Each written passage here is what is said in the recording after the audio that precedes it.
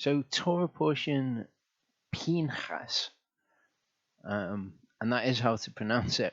I've been saying Pinchas. I've only just about got to the point where it kind of flows a bit more naturally to say Pinchas, but it actually turns out to be Pinchas when I read the Hebrew. You can see here that letter is the letter P, so that's a P. That is a chirik, so it's an I. Then it's Yod Nun, Y-N, so Pin instead of Pinchas. When I looked at the Torah portion, I saw that it was 5 chapters long, and I thought, wow, there's probably going to be quite a lot in this Torah portion. But actually, as it turns out, when I looked at what actually was in it, there's very, very little. There's a census is taken of the children of Israel. We find a bit more about the families in each of the tribes, so the people who descended from Jacob's 12 sons. We find out a little bit more about them. Then they're told you're going to divide up the land, or Moshe's told you're going to divide up the land by lot. We don't see that in this Torah portion. We see that next week. And then the daughters of Zelophehad, they come and ask for their inheritance because their father has died in the first generation, and there's no males to inherit. So they come and ask for their inheritance. At the end, Joshua is appointed as leader, which is a very short bit of text. And then in Numbers 28 and 29, it's the korbanot that are offered on each of the appointed times, and we went over that really recently in Achrei Mot, when I was looking at the spiritual sacrifices that would correlate with that. So there's only really the census, the appointment of Joshua as leader, and the daughters of Zelophehad in the entire Torah portion. And the first part kind of starts out by Yehovah saying that he's going to make a covenant with Pinchas, an everlasting covenant of peace with him. He'll have a covenant where he will be a priesthood, or covenant of priesthood with him. So from that, because Yehovah gives him that because of the zeal that he has for Yehovah, I'm going to look at an issue which has come up a number of times recently, an issue that has those same constituent components, the zeal for Yehovah resulting in a covenant being made, and that issue is the issue of circumcision. I've had somebody commenting on the What Does the New Testament Teach About Circumcision video that we did a while back, and they had stuff to say and needed some things explaining to them. Also, Matt recently has realized that the circumcision that he performed on himself as a fantastic act of zeal for Yehovah is not actually biblical circumcision. So it's been an issue for Matt. There's some things that I want to cover for Matt. And of course, Matt and Abby are having a child soon. And it may well turn out to be a male child. So there are considerations in that. So the first part's going to be really quite a long part. It's going to be a comprehensive look at circumcision. The second part's going to be a really tiny part. I'm going to just read through the Torah portion, basically just those few basic things, the census, the daughters of Zelophehad, and then in the third part we're going to look at Joshua. We're going to take an in-depth look at Joshua as leader, and I'll make a little announcement that I find quite exciting, something for the near future. Okay, so for the first part then, we'll cover circumcision, but where we begin in the Torah portion, we begin at looking at Pinchas, as I say, and his zeal for Yehovah, which results in that Torah, in that covenant rather, being made with him. So Numbers 25 verse 10, Yehovah spoke to Moshe, saying, Pinchas, son of Eleazar, son of Aharon the priest, has turned back my wrath from the children of Israel, because he was zealous with my zeal in their midst, so that I did not consume the children of Israel in my zeal. Therefore say, see, I am giving him my covenant of peace, and it shall be to him and to his seed after him a covenant of an everlasting priesthood, because he was zealous for his Elohim and made atonement for the children of Israel. And of course, atonement is made by the shedding of blood. We read in the Psalms that when Yehovah brought plagues upon the people and they died around his dwelling place, it made atonement for them.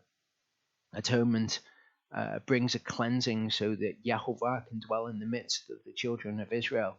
Here, we're told that Pinchas, in his killing of Cosbi and Zimri in their fornication, actually made atonement. Okay, so a cleansing was brought. But this brings up this important concept, this idea of one's zeal for Yehovah being what it is that Yehovah is looking for from us, and that he wants to make covenant with those who have zeal for him. We've looked at several words recently.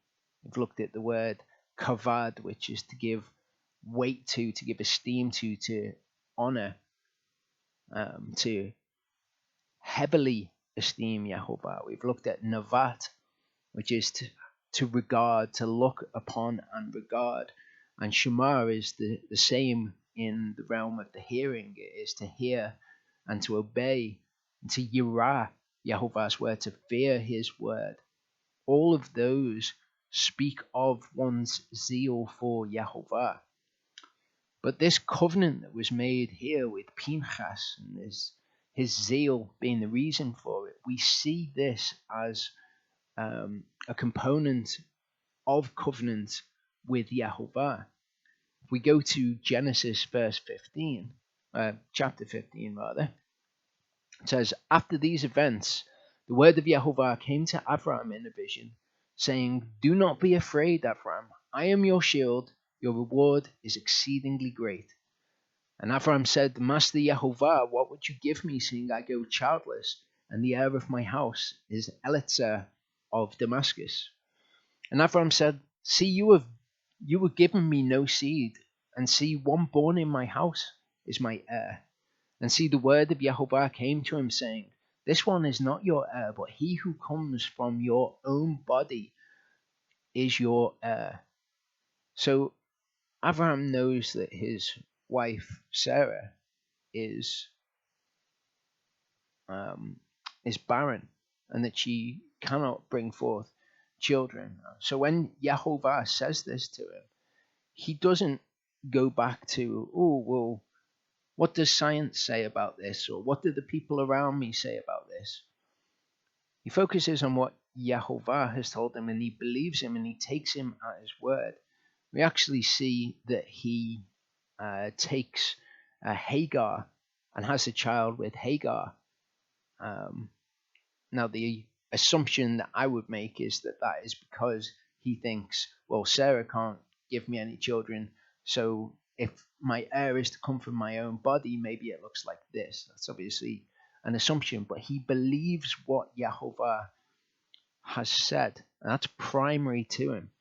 Verse 5 says, and he brought him outside and said, look now toward the heavens, count the stars if you are able to count them.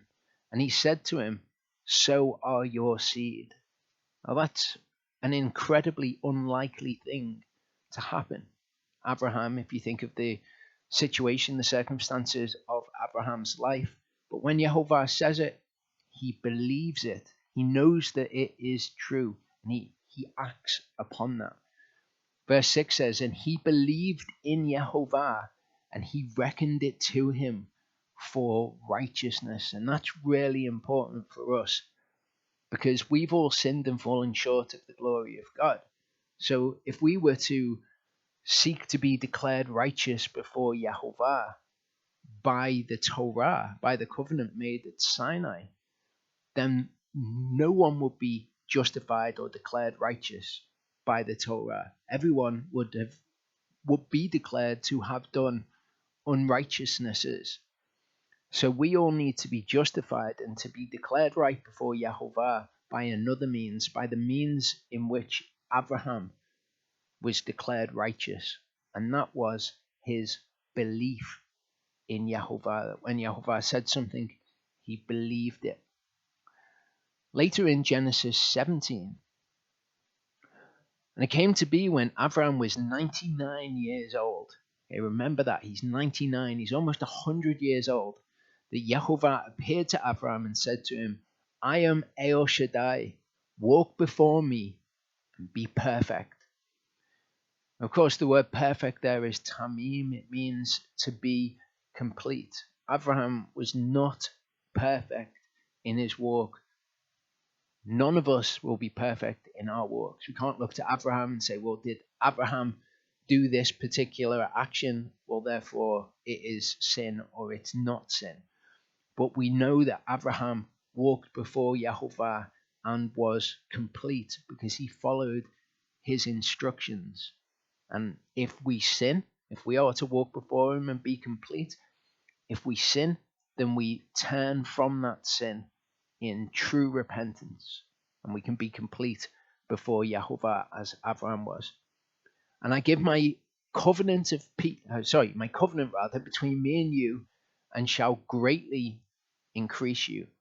Okay, so Abraham's been declared right before Yehovah by his belief, and here Yehovah is saying, I'm going to make a covenant between me and you and greatly increase you. And Yehovah reveals to Abraham again what he is going to do for him. He's made these promises to Abraham, but here he makes this part of a covenant. Abraham fell on his face, and Elohim spoke with him, saying, as for me, look, my covenant is with you, and you shall become a father of many nations. Okay, that the nations would be declared right before Yehovah by belief also. No longer is your name called Abraham, but your name shall be Abraham, because I shall make you a father of many nations. And I shall make you bear fruit exceedingly, and make nations of you, and kings shall come from you. So this is what's described as Abraham being told the gospel, or the good news, that the nations would be blessed in him, that his faith was reckoned to him for righteousness, as it would be for the nations, so that they could be declared right, and for those who physically came from Abraham's loins as well. And I shall establish my covenant between me and you and your seed after you in their generations for an everlasting covenant, to be Elohim to you and your seed after you. So this is amazing. This is a covenant that we get to be a part of. If we are Messiahs, then we are Abraham's seed, as we'll read in a little bit.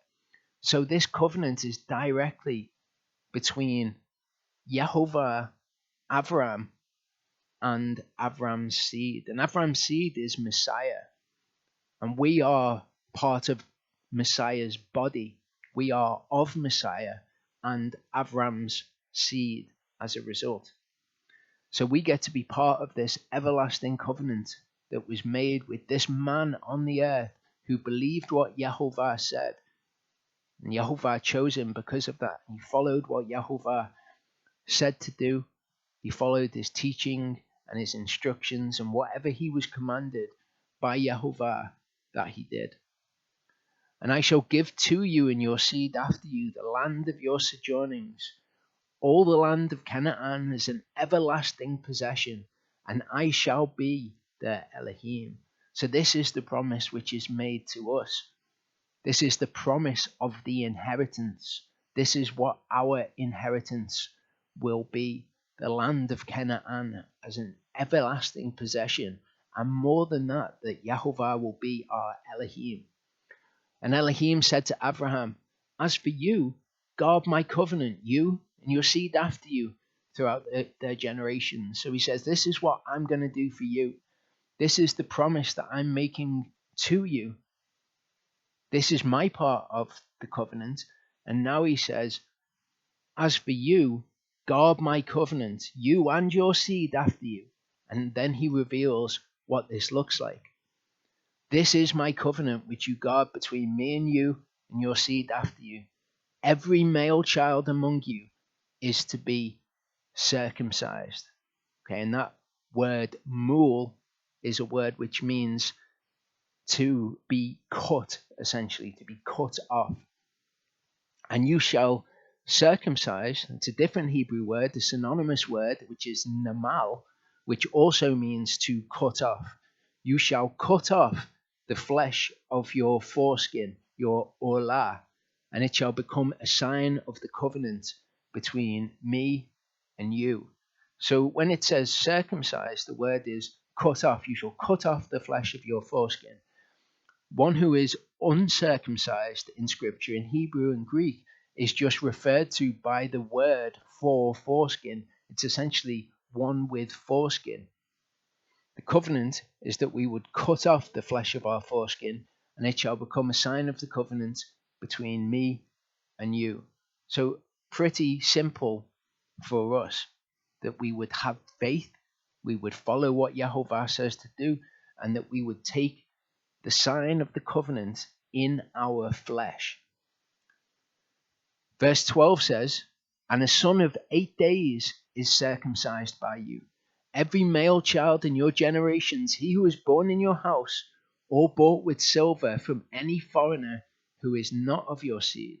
Now this is interesting for us, because we are Avram's seed. Okay, we are reborn.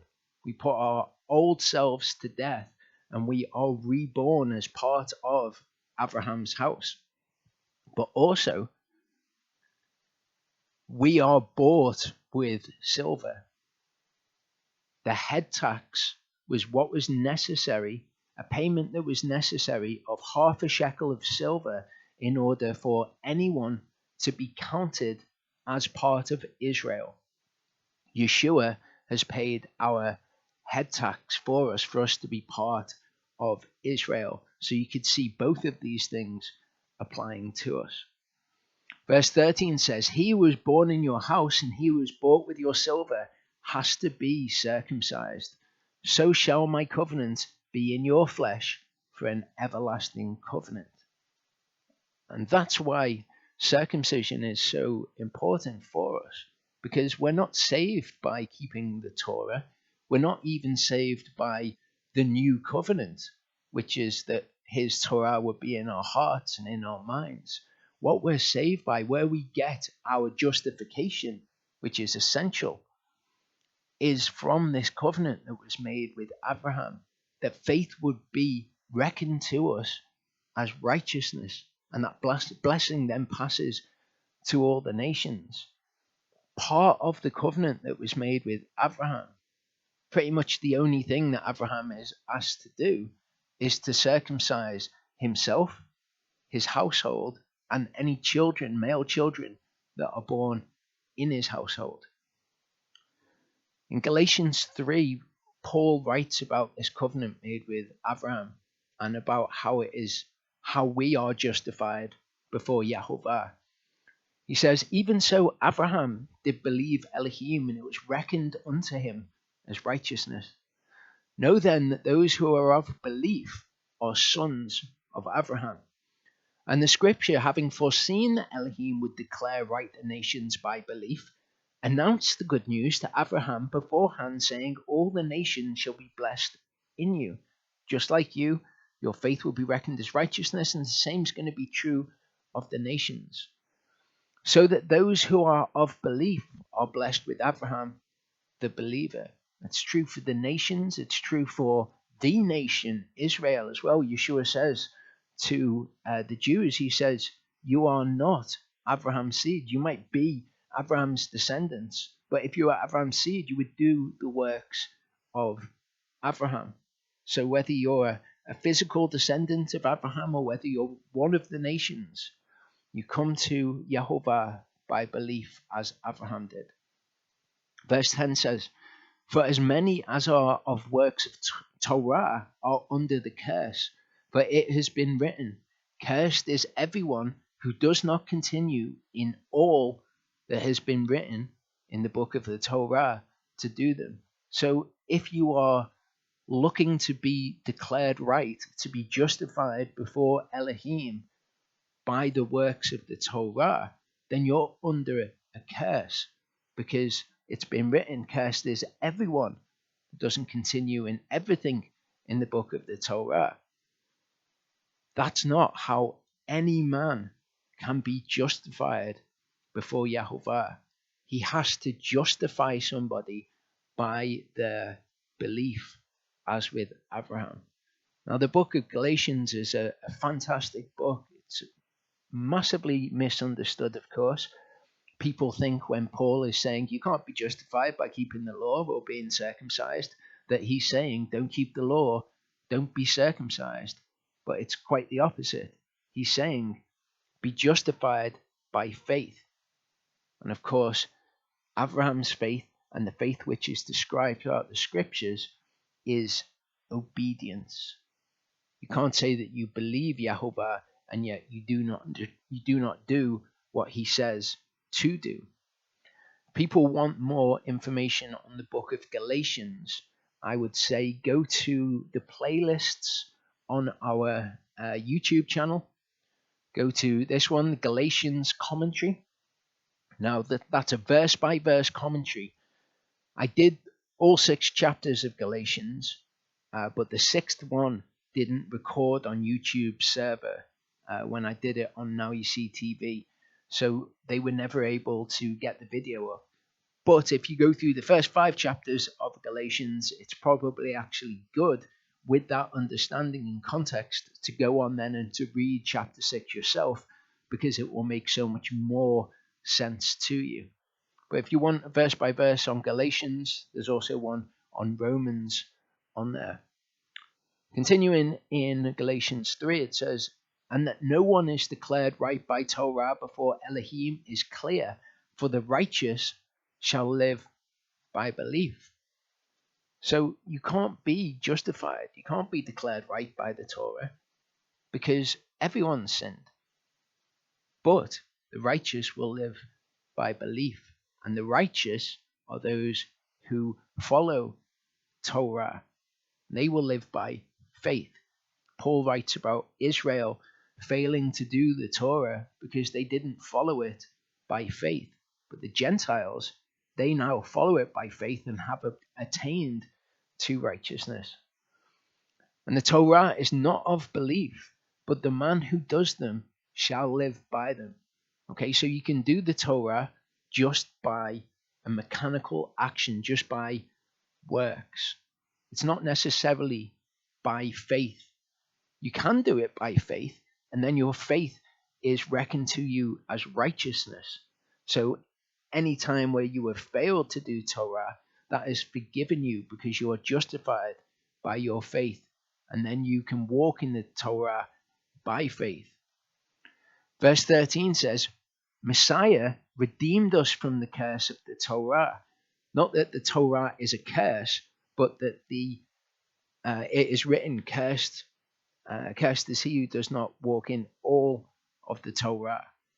Messiah redeemed us from that, having become a curse for us, for it has been written, cursed is everyone who hangs upon a tree.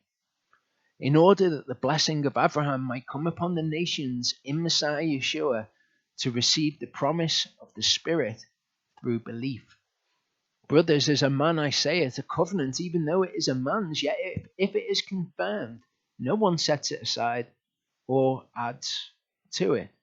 So Abraham's covenant that Yehovah made, nobody can set that aside or add to that covenant. The promise and the covenant was clear.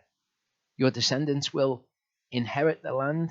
As for you, become circumcised, circumcise the children of your house. But the promises were spoken to Abraham and to his seed. He does not say, and to seeds as of many, but as of one, and to your seed, who is Messiah. Okay, so now we are of Messiah. We are the body of Messiah. We are heirs according to that promise. Verse 17 says, now this I say, Torah that came 430 years later does not annul a covenant previously confirmed by Elohim in Messiah, so as to do away with the promise. So Elohim made that covenant with Abraham, and nothing that comes after it annuls that covenant. So Paul compares the two covenants, the one that was made at Sinai, and he says, look, you can't be declared right by that covenant. That teaches you what righteousness is. That teaches you how to walk correctly before Elohim, but you're not going to be declared right by it, which is the error that the Galatians had fallen into. He says that the covenant previously confirmed by Elohim cannot be annulled by the Torah, so as to do away with a promise that Elohim has already made. Elohim is not a liar. Verse 18 says, for if the inheritance is by Torah, it is no longer by promise. So it's not by Torah, it's by promise. But Elohim gave it to Abraham through a promise. Why then the Torah? It was added because of transgressions until the seed should come to whom the promise was made. So the Torah was there to tell people right from wrong, so that those people who have faith in Yahovah can walk in what is right. We see the patriarchs committing many transgressions. The Torah was added to say, this is what is right, this is what is pleasing to me, this is what you as people of faith should be walking in, and this is what is wrong. And it was ordained through messengers in the hand of a mediator. The mediator, however, is not of one, but Elohim is one. Is then the Torah against the promises of Elohim? Let it not be. For if a law had been given that was able to make alive, truly righteousness would have been by Torah. Again, in that context, you cannot be justified. You cannot be declared right, declared righteous before Elohim by Torah, because all have sinned, all have done unrighteousnesses. So all the Torah can do is declare you to have done unrighteousnesses, can declare you to have done righteousnesses too, but not that you would be justified before Elohim, because everyone has broken the Torah. Verse 22 says, but the scripture has shut up all mankind under sin, that the promise by belief in Yeshua Messiah might be given to those who believe. That's what the Torah did. It told us right from wrong, and it told us, you guys, you've all broken this. You have all done unrighteousnesses before Elohim.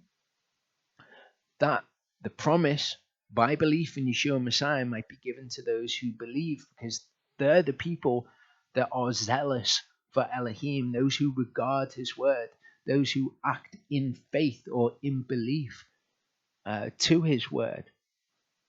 They're the people that Yahovah wants as his kingdom. He wants the people who believe him when he speaks.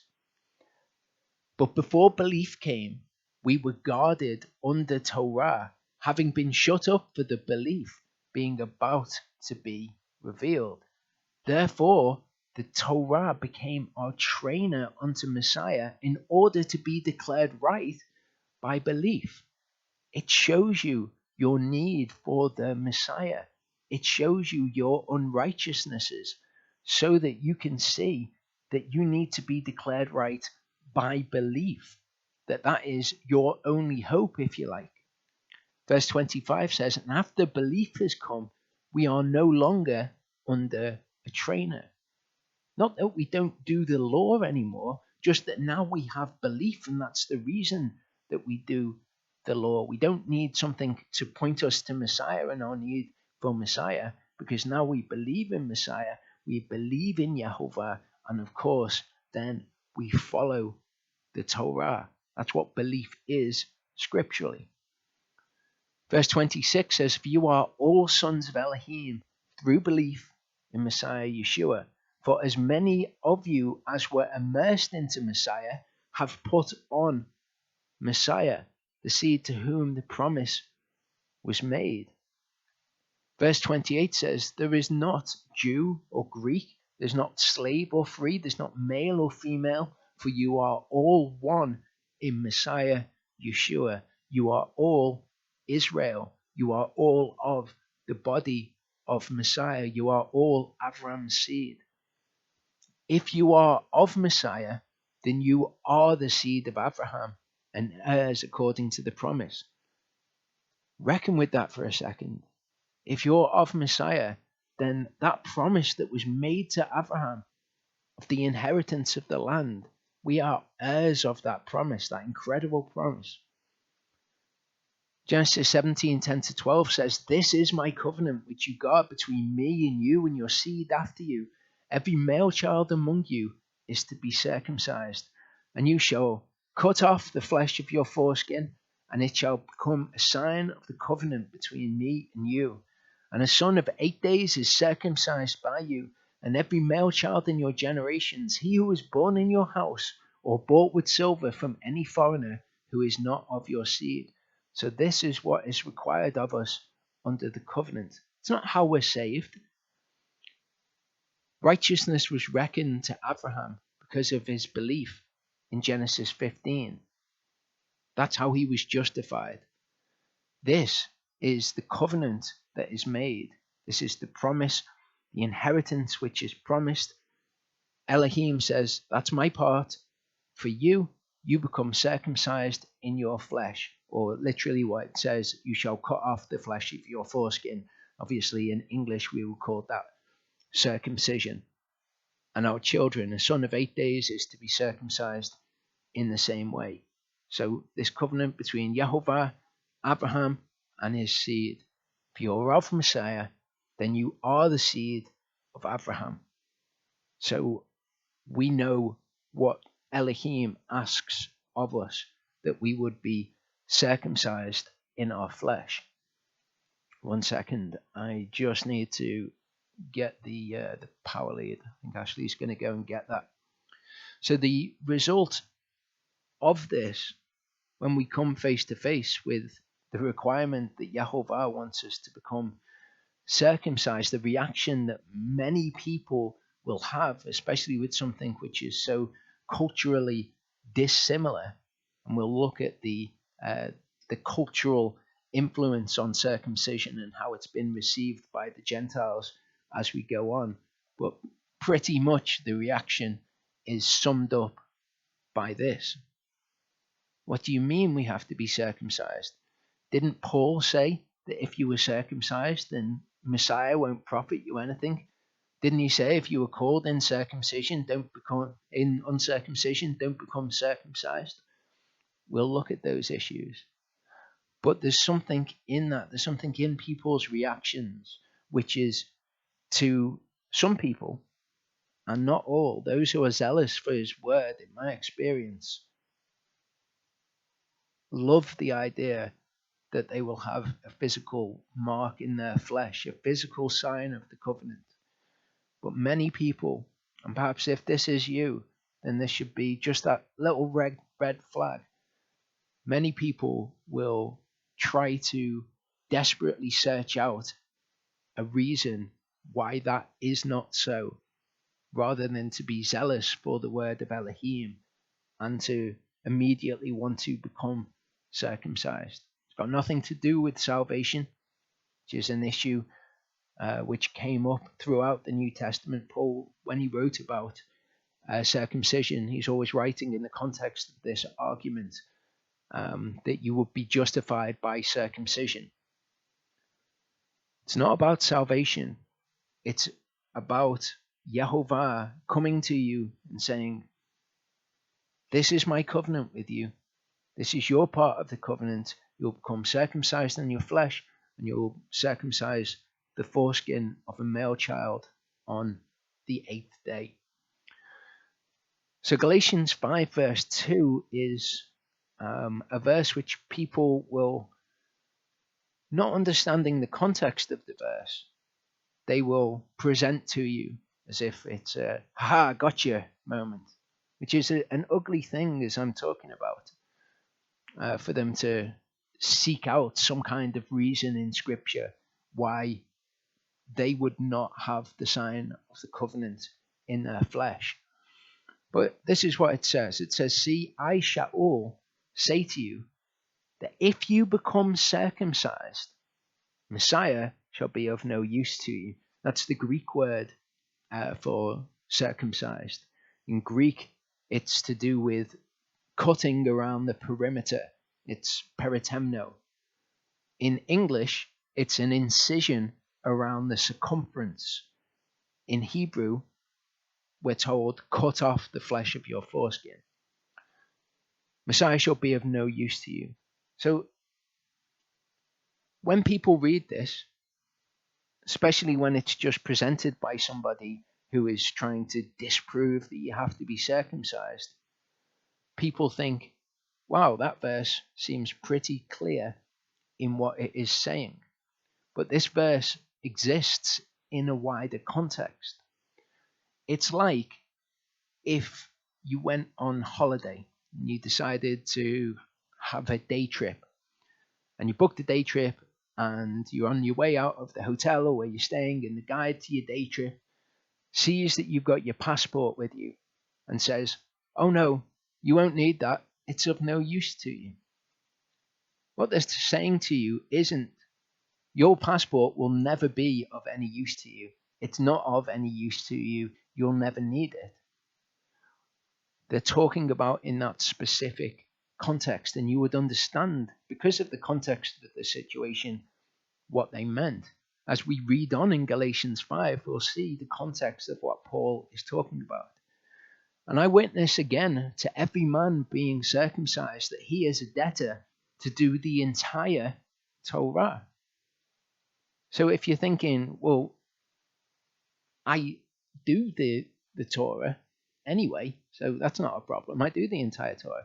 What exactly is Paul saying here? Is he saying that doing the entire Torah is bad? Is he saying that being circumcised is bad? In verse 4, we see what he's talking about. He says, you who are justified by Torah, you've fallen from grace. So we can either be justified, we can be declared right by the Torah, by circumcision, or we can seek to be, or we can seek to be declared right by faith.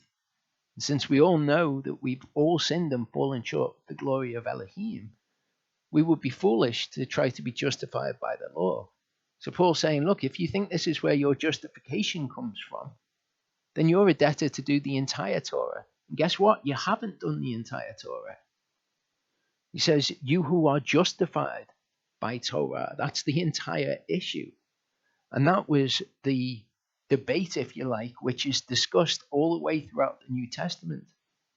We'll see in a little while in Acts 15 that this question was presented to Paul and Barnabas by a group of people. They were known as the circumcision party, who said that you had to be circumcised in order to be saved.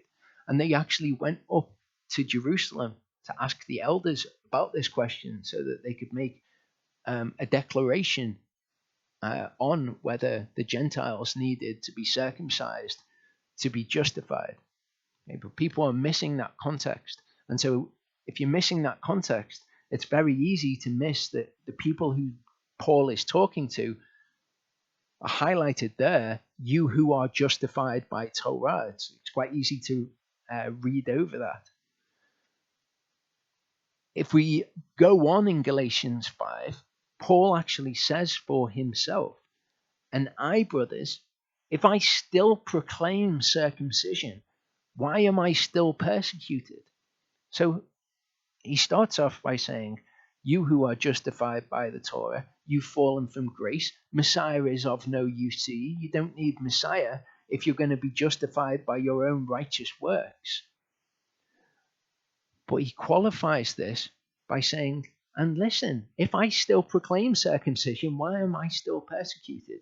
And we'll see that Paul does indeed not only believe in circumcision, but he actually performs a circumcision on Timothy himself.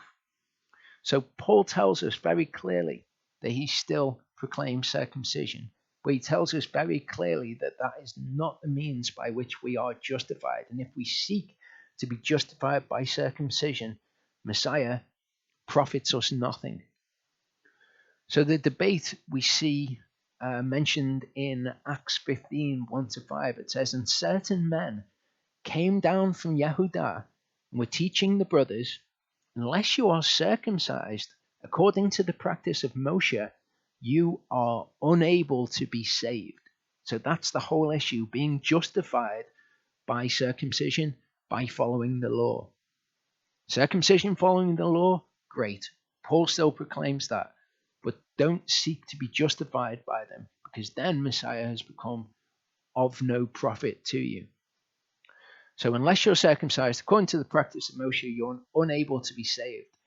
So when Shaul and Barnabas, Paul and Barnabas, had no small dissension and dispute with them, they arranged for Shaul and Barnabas and certain others of them to go up to Jerusalem to the apostles and elders about this question. So they said you have to be circumcised to be saved. Paul and Barnabas said, no way, we're going to go up. It mentions certain others of them. We'll see when we get to Galatians 2 that includes Titus to go up to Jerusalem. So being sent on their way by the assembly, they passed through Phoenicia and Shomeron, relating the conversion of the Gentiles, and they were causing great joy to all the brothers. So this is what they were doing. They were saying what was happening among the Gentiles. And having arrived in Jerusalem, they were received by the assembly and the apostles and the elders, and they reported all that Elohim had done with them. And some of the believers who belonged to the sect of the Pharisees rose up, saying, it is necessary to circumcise them and to command them to keep the Torah of Moshe. So this was common belief. This was a common debate of the time. That's actually why they're going up to Jerusalem, to find the answer to that question, or they know the answer to that question. They want the council to make a proclamation on this. In Galatians 2, we see this event being spoken of too. It says, then after 14 years, I again went to Jerusalem with Barnabas. Okay, so Shaul and Barnabas went up to Jerusalem with certain others. They took Titus along too. What were they going up for? They were going up to see whether you had to be circumcised according to the practice of Moshe in order to be saved. And I went up by revelation and laid before them the good news which I proclaim among the Gentiles. So this is what they were doing on the way, as we were told in Acts 15. But separately to those who were esteemed, lest somehow I run or had run in vain. But not even Titus, who was with me, though a Greek, was compelled to be circumcised. So does that mean that Titus rejected circumcision? Of course not. What it is saying is that this debate, you have to be circumcised to be saved, not even Titus was compelled. What does it mean by compelled? By that argument. Not even Titus, even though he was a Greek, was compelled by the argument to be circumcised. But as for the false brothers, sneakingly brought in, who sneaked in to spy out our freedom which we have in Messiah Yeshua, in order to enslave us, so to these rather we did not yield in circumcision, not even subjection rather, which would be circumcision, not even for an hour, so that the truth of the good news remains with you. So this was the debate. This is what was happening. Titus, who was with them, was not compelled to be circumcised. What they were trying to do is they were trying to take them from the promise which was made to Abraham, that faith would be accounted, or belief would be accounted as righteousness.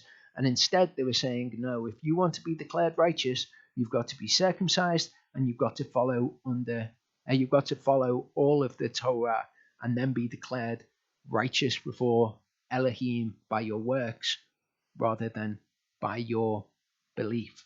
Not that you wouldn't get circumcised, not that you wouldn't follow the Torah, just that you're not doing that to be saved. You're doing it as an outgrowth of your belief.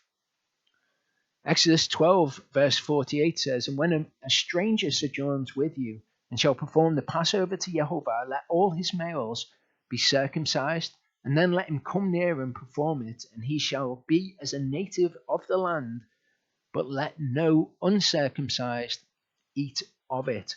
And that word uncircumcised is arel, and it's a word that just means with foreskin. In English, we wouldn't say with foreskin, we would say uncircumcised, but that's what it means. Now, the guy that was commenting on the "What Does the New Testament Teach About Circumcision" video, he was saying that this was part of the debate, that Yeshua is our Passover lamb. So people were saying that in order to partake of the Passover lamb, you had to be physically circumcised. Otherwise, Yeshua being the Passover lamb didn't profit you at all. And that may well be the case. It seems in Paul's writings, he's focusing on the idea that people were saying you had to be circumcised and do the Torah for salvation rather than by faith. That's the part of the debate that he focuses on. But this may well have been a part of the debate as well. What people are missing in this is that there is not just the earthly tabernacle, there's also the heavenly tabernacle. Yeshua was sacrificed, his sacrifice was accepted on the altar of the heavenly tabernacle. The earthly tabernacle, as we'll see, is for the flesh. Heavenly tabernacle is for the conscience. Our hearts are sprinkled from a wicked conscience. So to physically partake of the Passover lamb sacrificed on the altar of the earthly tabernacle, your flesh needed to be circumcised. To partake of the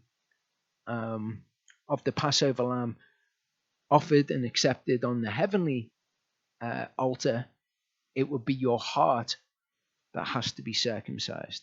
And the circumcision of the heart is something that we'll look at as we go through this. This is the word arel. You can see for yourselves here, uncircumcised or having foreskin. This is what it means. You're circumcised, you have cut off your foreskin. If you are uncircumcised, you have a foreskin. That's the definition. So the verse where we learn about the difference between the earthly tabernacle and the heavenly tabernacle is, of course, Hebrews 9:13-14. It says, "For if the blood of bulls and goats and the ashes of a heifer, sprinkling the defiled, sets apart for the cleansing of the flesh, how much more shall the blood of the Messiah, who through the everlasting Spirit offered himself unblemished to Elohim, cleanse your conscience?" Okay, and Yeshua was offered in the heavenly tabernacle. The Passover lamb was offered in the earthly tabernacle. One for the cleansing of the flesh, one for the cleansing of the conscience. One requires the circumcision of the flesh, one requires the circumcision of the heart. So the Jerusalem Council, James, made this decision. They go up to them and they say, this is the question. Do you have to be circumcised according to the manner, custom, practice of Moshe? And this is what the council decided. Therefore, I judge that we should not trouble those from among the Gentiles who are turning to Elohim, but that we write to them to abstain from the defilements of idols and from fornication and from what is strangled and from blood. For from ancient generations Moshe has in every city those proclaiming him, being read in the congregations every Sabbath. So what is required is what Abraham had, which is belief in what Yehovah has said. That belief causes you to do what he has said. So first of all, it's belief. Don't trouble those from among the Gentiles who are turning to God. Instead, tell them these 4 things. These are the things which they should repent of off the bat. All things from the Torah. Because Moses is preached in every city. So it works the same way that it worked with Abraham. He had faith first, and then Elohim told him what to do. That's the way it works for us. Okay, you don't go to a Gentile who you are trying to get to turn, to repent to Yahovah. You don't go to them and say, here's all of the laws. You're going to need to be doing all of them and to get circumcised. And then at that point, you will be justified before Elohim. It's not how it works. It's not how the scriptures describe the process. It's not how it worked with Abraham. And it's not how it works when the Jerusalem Council say what to tell the Gentiles. And they specifically say that their reasoning for that is because Moses is preached in every city on the Sabbath day. That's how we, each one of us, everyone listening to this video, I would imagine, has come to Elohim. First of all, you had belief in Elohim, and then you have slowly learned what is required of you, possibly culminating today in you realizing what is required of you is that you would take the sign of the covenant by which you are saved in your flesh.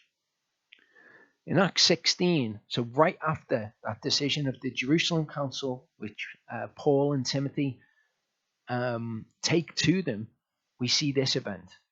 It says, and he came to Derbe and Lystra, and see, a certain disciple was there, named Timothy, the son of a certain Yehudite woman, Jewish woman who believed, but his father was Greek. So this is Paul.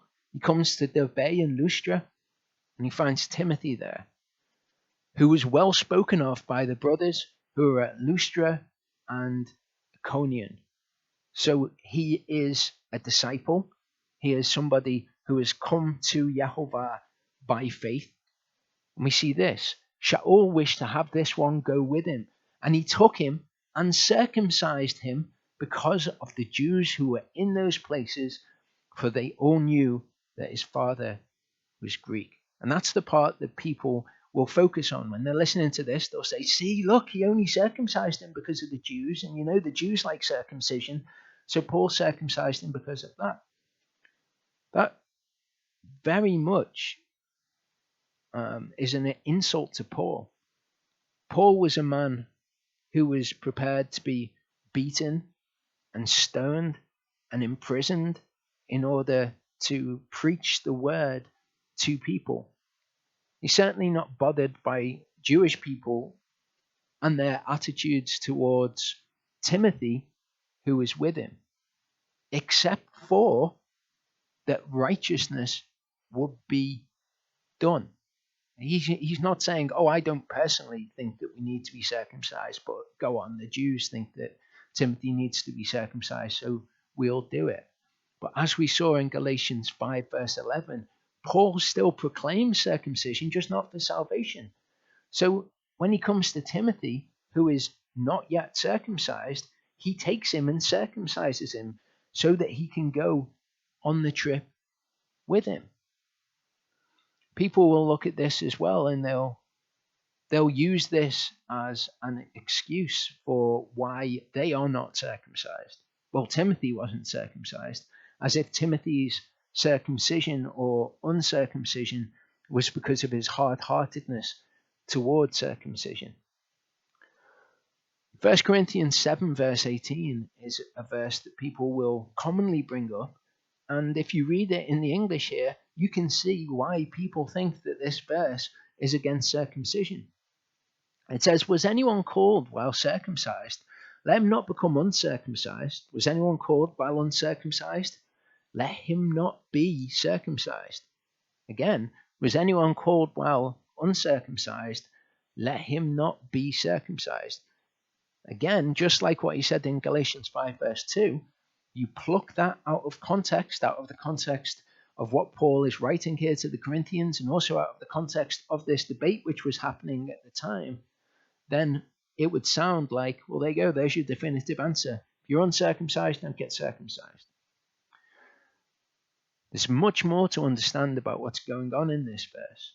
And since we now understand the context of this debate, which is raging at the time and which Paul writes about in most of his letters, we can understand that the debate was, will you become circumcised for your salvation?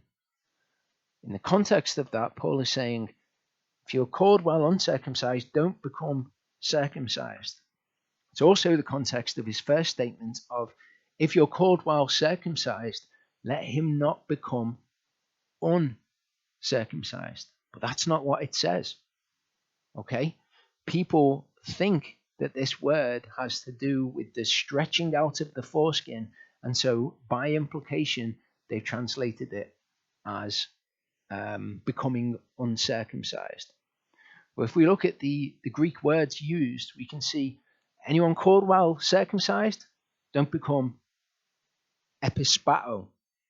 Okay, if you're called while acrobustia, which is the word for foreskin and uncircumcised, let him not become peritemno.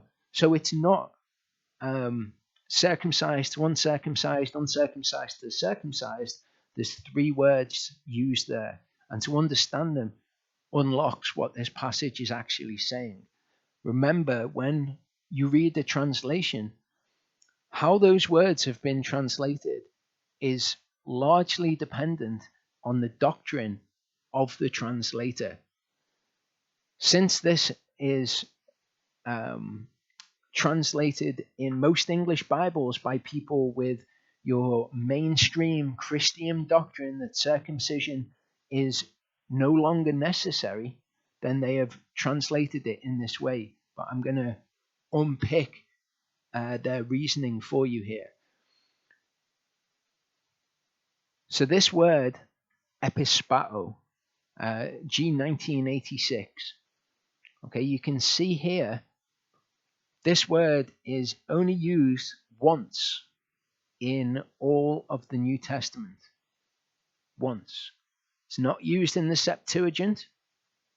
Once in all of Scripture, in the Septuagint or the New Testament. So the translation of this word is absolutely vital. How Strong's has spoken of this is to draw on, let him not draw on his foreskin. As you'll see as we go through this is a massive stretch, if you will excuse the pun. It's made up of two words. It's made up of epi and spato, making together epispato. Epi, as you can see here, is a preposition. So it just means on, in, upon, unto, or to. You can see here how it's translated 120 times as in, 196 times as on, 159 times as upon. So it can be whatever spato is, spato on, spato in, spato upon. So what does spato mean? Spato means to draw. Okay, it's used in the New Testament to mean to draw one's sword. Okay, so epispato could be draw on, could be draw in. And that's actually what it turns out to be, what makes sense in that context. This is the natural meaning of the word. The reason that it has been translated as uncircumcised is because they leap from saying this means drawn on to then saying there was a practice of pulling on short foreskins, and as it turns out it's short foreskins, to then saying it therefore means uncircumcised. That is not good logical progression. That is a fantastic example of a doctrinal translation, a translation which is necessitated by doctrine or supporting doctrine. They don't understand what the debate is that's happening at the time. They don't understand the context of what Paul is saying. They don't even understand that you need to follow Torah. So no wonder these errors are made. So 1 Corinthians 7:18 actually says in its plain reading, was anyone called while circumcised? Let him not become drawn in. Was anyone called while uncircumcised? Let him not be circumcised. So what does that mean? There's a debate. Are you going to be circumcised for your salvation? A debate that not even Titus was compelled to be circumcised by. So if you're already circumcised, don't get drawn in to the debate. If you're uncircumcised, don't get circumcised because of that. Be like Titus, who was not compelled to be circumcised by this debate, that they were on their way to Jerusalem to have the council make a decision on. This is Thayer's Greek lexicon. Now, Thayer was a Christian, and he followed Christian doctrine, standard Christian doctrine. And this is what he writes about this. He's saying that once that it's used in Scripture, here, 1 Corinthians 7:18, from the days of Antiochus Epiphanes down, and then he gives two references. He says Maccabees 1:15, Joseph Antiquities, book 12, chapter 5, section 1, I think. There have been Jews who, in order to conceal from heathen persecutors or scoffers the external sign of their nationality, in other words, their circumcision, sought artificially to compel nature to reproduce the pupus, that's the foreskin, by extending or drawing forward with an iron instrument or a wooden instrument called the fibula, the remnant of it still left, so as to cover the glands. Now, as it turns out, this is actually incorrect. This procedure was used on people who had a short foreskin, because it was called infibulation. Those with the short foreskin, in that culture, the Greek and Roman culture, were looked down upon and they were mocked. As you can see here, heathen persecutors or scoffers. This was something that if you went to a Greek gymnasium or you went to a Roman bath, this was something that you would be scorned for. And there are many writings, historical writings, which verify this. So the Jews who wanted to become a part of Greek culture or Roman culture, they would seek to hide the fact that they were circumcised in order to avoid shame. Now, usually when you read Thayer's, he's going to give you references where that word, epispato, is used to mean drawn forward in order to cover the glands. But that's not what he does in this case. In this case, he's giving historical references which allude to the practice itself, rather than that word ever having been used to mean that. It has never been used to mean that. And I searched extensively to find an example. The one time you'll find this word used and presumed to mean that is the New Testament in 1 Corinthians 7:18. The word, its natural meaning, is drawn in, and that is an understanding which makes perfect sense according to everything else that Paul wrote. The debate which was commonly wrote about in the New Testament makes perfect sense. When people don't have that context, this is the conclusion that Thayer, Christian, has come to. So let's look at those sources which he is saying, which he's putting forward to suggest that epispato means drawing the foreskin, drawing on the foreskin. It's not even a phrase that it would sound natural to say. It means drawing on the foreskin, and it's this historical practice. So, first of all, let's look at Josephus' Antiquities. The sons of Tobias took the part of Menelaus, but the greater part of the people assisted Jason. And by that means, Menelaus and the sons of Tobias were distressed and retired to Antiochus and informed him that they were desirous to leave the laws of their country and the Jewish way of living according to them, and to follow the king's laws, to follow Antiochus's laws and the Grecian way of living. Wherefore they desired his permission to build them a gymnasium at Jerusalem. And when he had given them leave, they also hid the circumcision of their genitals, that even when they were naked, they might appear to be Greeks. Accordingly, they left off all the customs that belonged to their own country and imitated the practices of the other nations. So what this doesn't do is use the word epispato to refer to this practice. Doesn't even refer to the practice of drawing on the foreskin or pulling the foreskin forward. It says that they desired to hide their circumcision. And as we'll see, the way that this was done is not just by infibulation, but also by a process with a similar name to epispato called epispasm. Okay, and we'll get on to that as we go through. In Maccabees, it says they built a gymnasium in Jerusalem according to the custom of the Greeks, and they made for themselves foreskins. Okay, they made for themselves foreskins. As we'll see, epispasm is actually an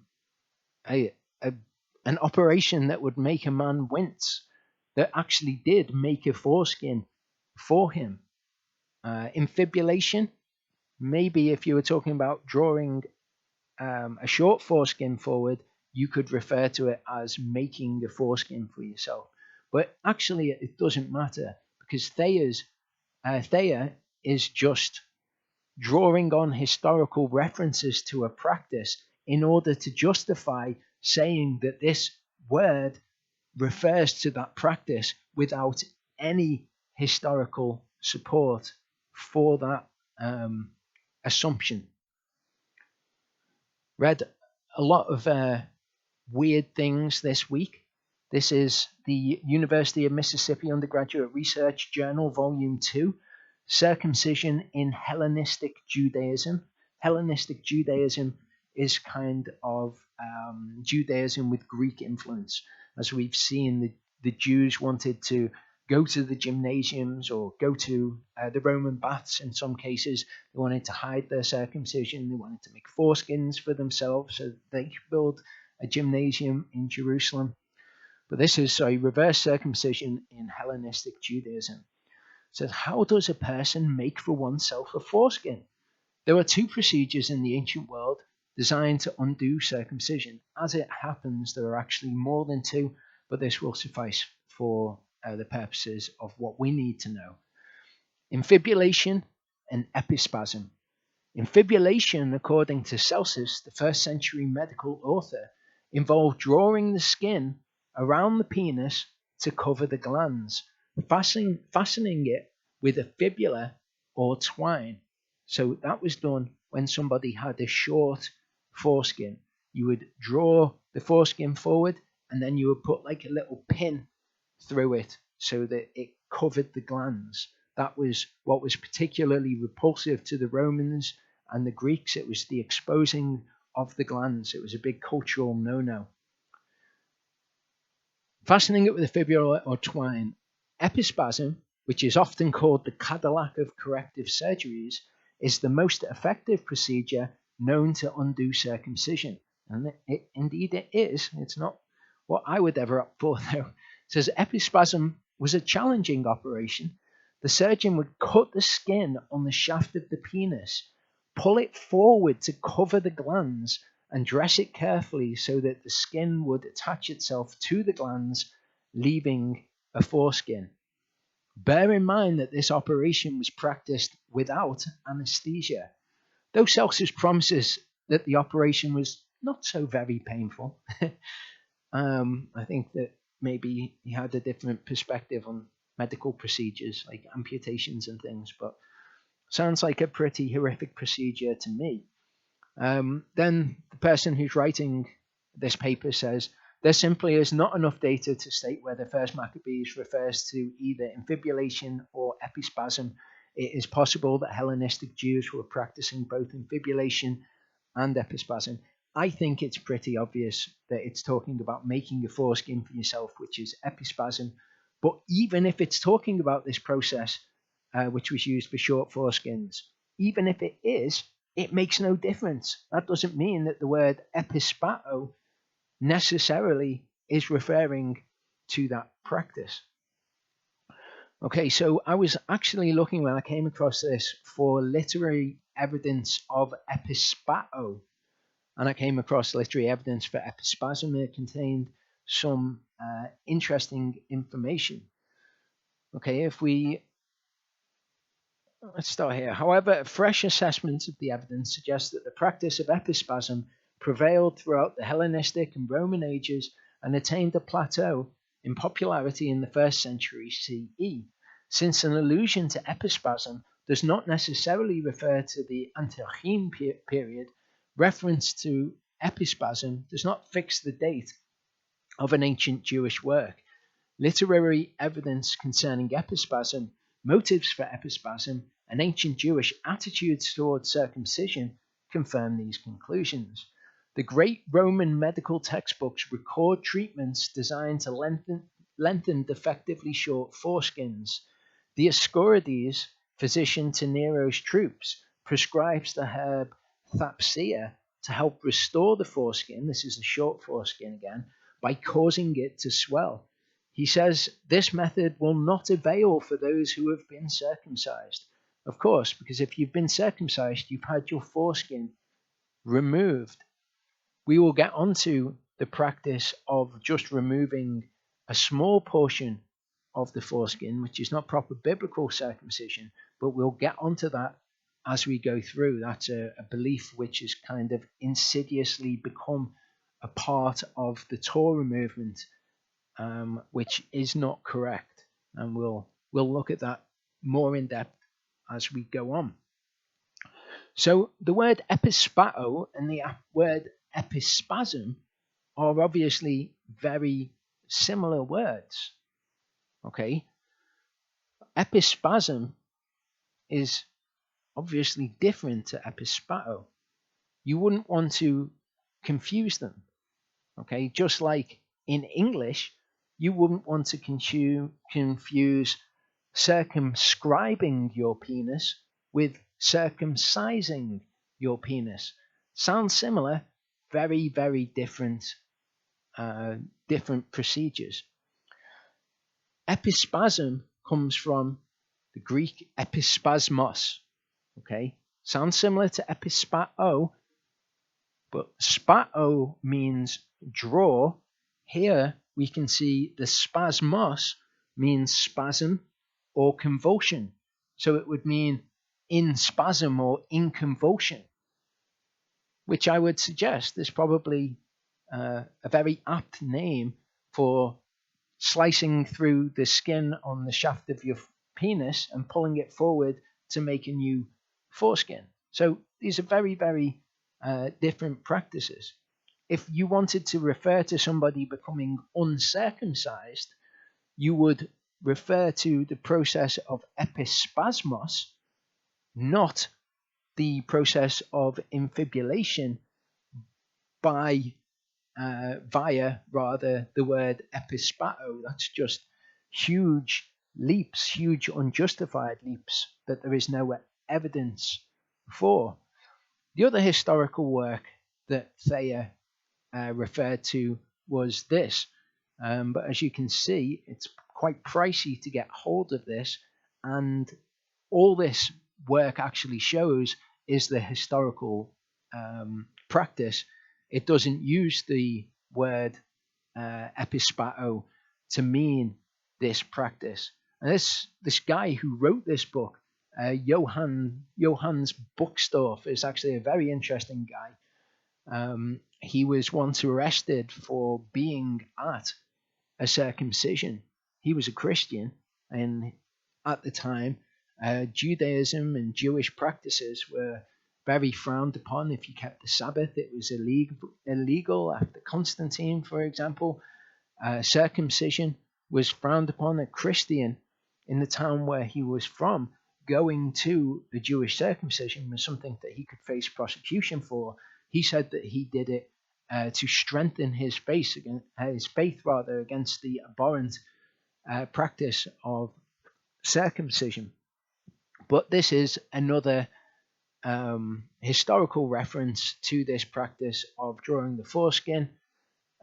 When somebody has a short foreskin, that doesn't mean that epispato is referring to that practice. It's not naturally how you would refer to that practice in Greek anyway.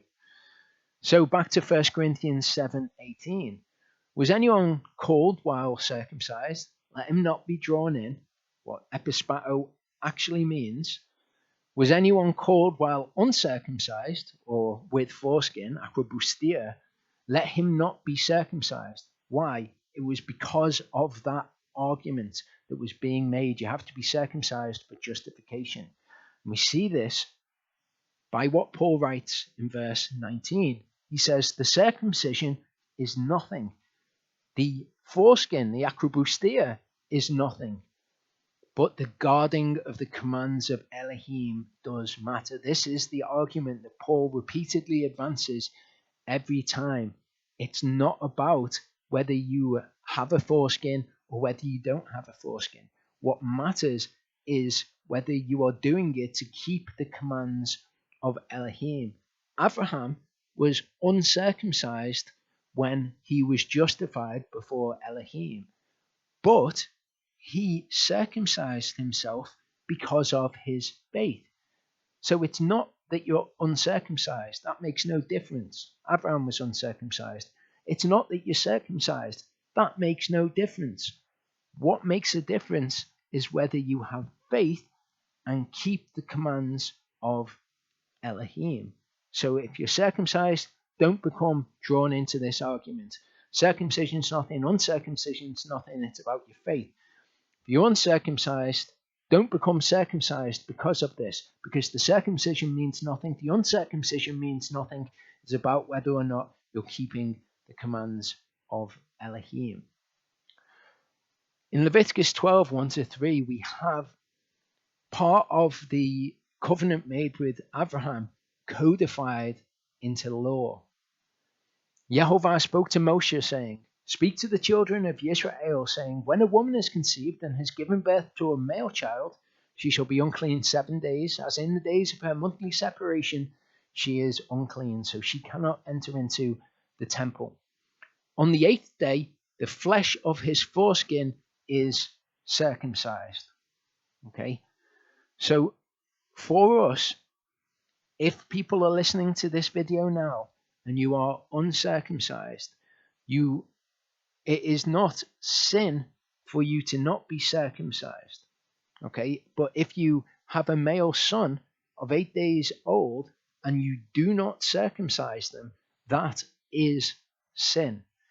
The point at which it becomes sin to not be circumcised is if you find out, you've got faith, you've got belief in Elohim, that's how you're justified before him, then you find out the part of the covenant is that you would receive the sign of the covenant in your flesh, and at that point you say, no, I'm not doing it, because that is unbelief. And anything that is not done in faith is sin. Okay, so at that point it would become sin, the refusal. Okay, but just being uncircumcised and either intending in the future to become circumcised or just being unaware that that is a part of what Yehovah asks of his people, that is not sin. But it absolutely is sin to not circumcise your child, your male child, on the 8th day. Paul explains how all of this works beautifully with allusion to Abraham in Romans chapter 4. He says, Is this blessing then upon the circumcised only, or also upon the uncircumcised, or the acrobustia, those with foreskin? For we affirm, belief was reckoned unto Abraham for righteousness. Okay? Was that when he was circumcised or when he wasn't? How then was it reckoned? Being in circumcision or in uncircumcision? Not in circumcision, but in uncircumcision. So belief can be reckoned to somebody as righteousness when they are uncircumcised. Their circumcision isn't like something which has some kind of, for want of a better word, a magical effect on somebody. That's not the case. The circumcision itself is nothing. What is the deciding factor is whether or not you have faith, whether or not your heart is circumcised. Because if your heart is circumcised, just like Abraham, you will take the sign of the covenant by which you are justified. And he received the sign of circumcision, a seal of the righteousness of the belief, while in uncircumcision. So he had that righteousness in uncircumcision that came from his belief. But he received that sign of circumcision as a seal of the righteousness of the belief that he had while he was uncircumcised. For him to be a father of all those believing through uncircumcision. So he is spiritual father to those, or a progenitor perhaps, to those who believe even though they're uncircumcised. For righteousness to be reckoned to them also. Because when I believed, when I was uncircumcised as well. So Abraham was a progenitor of me, somebody who believed even though he was uncircumcised. And the father of circumcision to those who not only are of the circumcision, so those who are circumcised at birth, the circumcision was a term used to refer to the Jews, but who also walk in the steps of belief which our father had in uncircumcision. So he says Abraham is a father of circumcision. And then he makes absolutely explicitly clear that he's not just talking about to the Jews, he's also talking about to those who follow in his steps, those who believe whilst uncircumcised and then become circumcised. So this is the entire debate explained beautifully by Paul. In Galatians 5 verse 6 it says, "For in Messiah Yeshua neither circumcision nor uncircumcision or foreskin has any strength, but faith working through love." So just like when he said, the circumcision's naught, the uncircumcision's naught, but guarding the commands of Elohim, shamaring the commands of Elohim, treasuring them, cherishing those commands. That's what's important, faith working through love. In Galatians 6:15, he says, "For in Messiah Yeshua neither circumcision nor uncircumcision has any strength." That's not going to be the thing that makes the difference. But a new creature, one with a circumcised heart, one who has faith working through love, one who guards the commands of Elohim and therefore becomes circumcised in exactly the same way that Abraham did. Colossians 2:13 is an interesting one to consider. It says, "And you being dead in your trespasses and the uncircumcision of your flesh." Being dead in your trespasses, perhaps you understand, but being dead in the uncircumcision of your flesh, that doesn't quite jive with your normal Christian doctrine, does it? Paul also explains in Romans 2 this idea that if you're circumcised, that has no strength in and of itself. He says, "For circumcision indeed profits you if..." Excuse me, I'll just have some water. "Circumcision indeed profits you if you practice the Torah. But if you are a transgressor of the Torah, your circumcision has become uncircumcision." We'll see Yehovah speaking of punishing the circumcised with the uncircumcised in a verse in a little bit. But if you're circumcised but you break the Torah, your circumcision is counted as uncircumcision. You may as well be uncircumcised before Yahovah, because circumcision is naught, uncircumcision is naught, but the guarding of the Torah.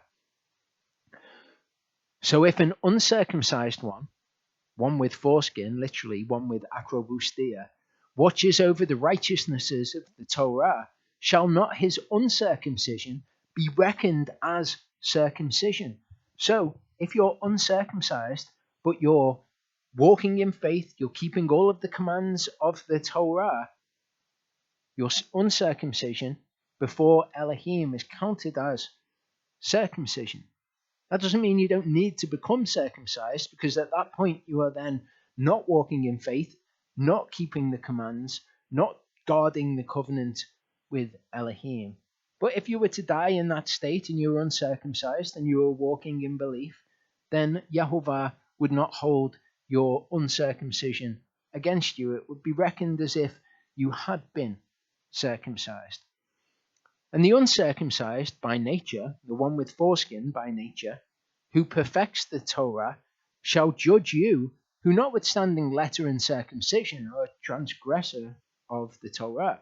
So the uncircumcised by nature, that would be a Gentile, who perfects the Torah, someone who's walking in faith, doing all the commandments, they would judge a Jew who was part of the circumcision or a transgressor, or was a transgressor of the Torah. Because again, circumcision's nothing, the uncircumcision's nothing in and of itself.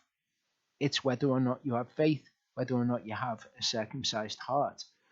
For he is not a Jew who is so outwardly, neither is circumcision that which is outward in the flesh.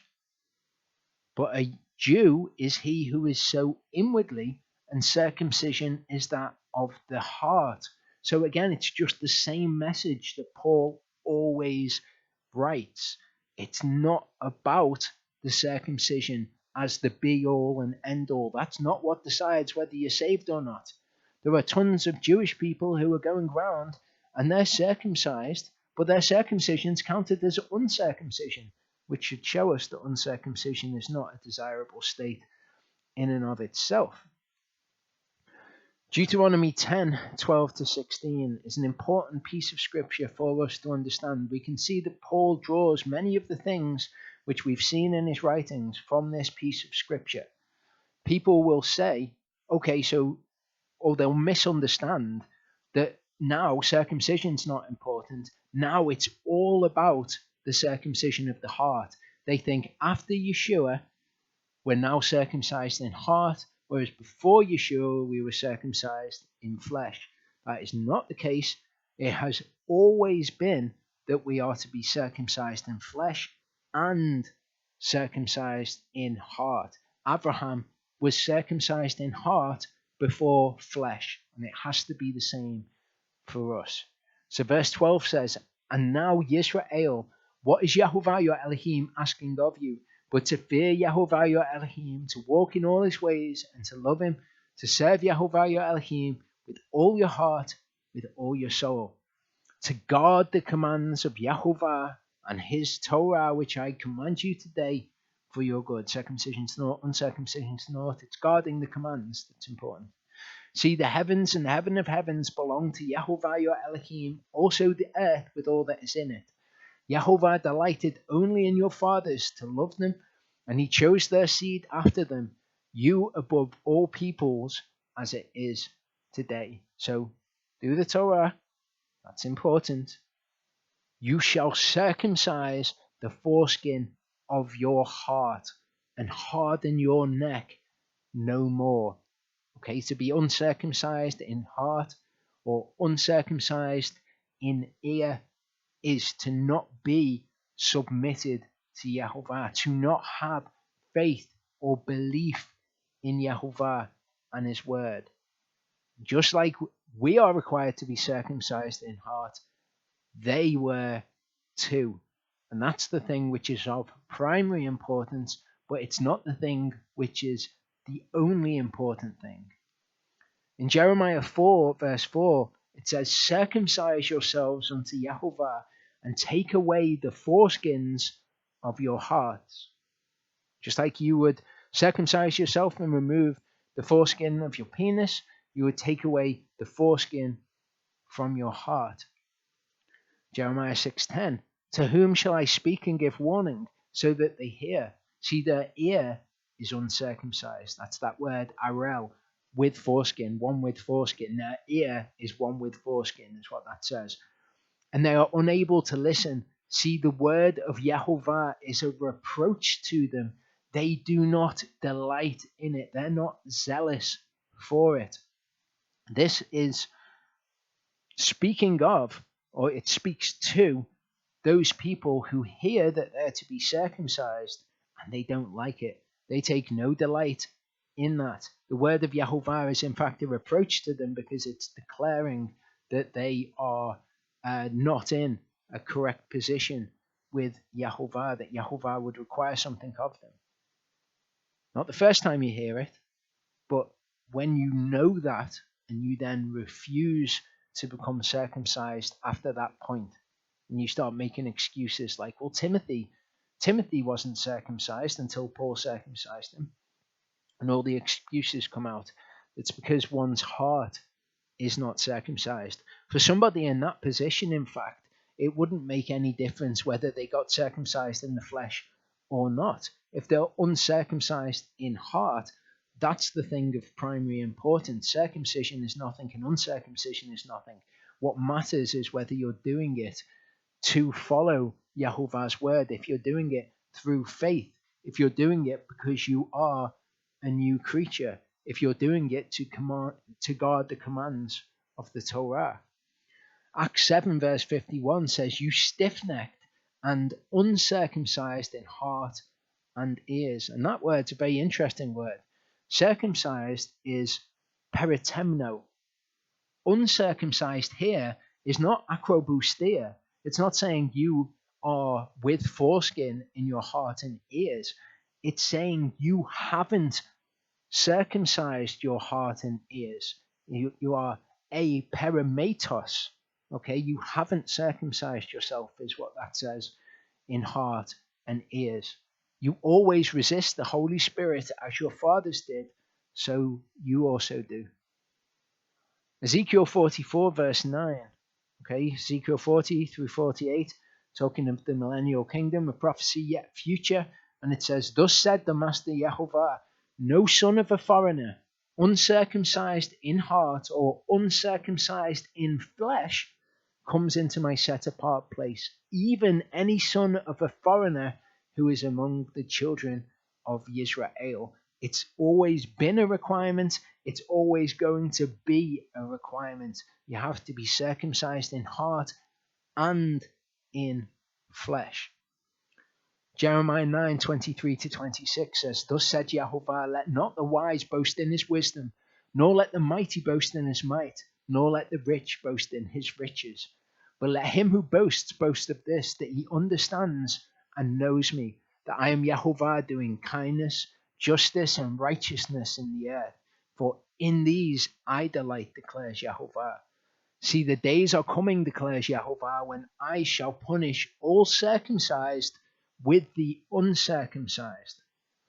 Mitzrayim and Yehudah and Edom and the children of Ammon and Moab, and all those trimmed on the edges who dwell in the wilderness, for all the Gentiles are uncircumcised, and all the house of Israel are uncircumcised in heart.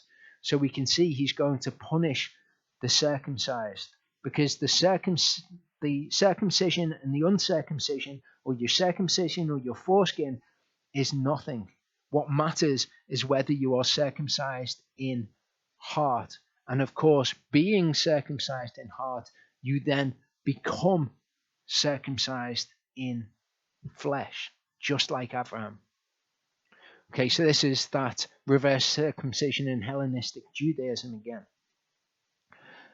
I've included this because I want to address the idea that the secular world, atheists, the progressive left-wing world is launching currently a huge attack on the word of Elohim through attacking the process of circumcision.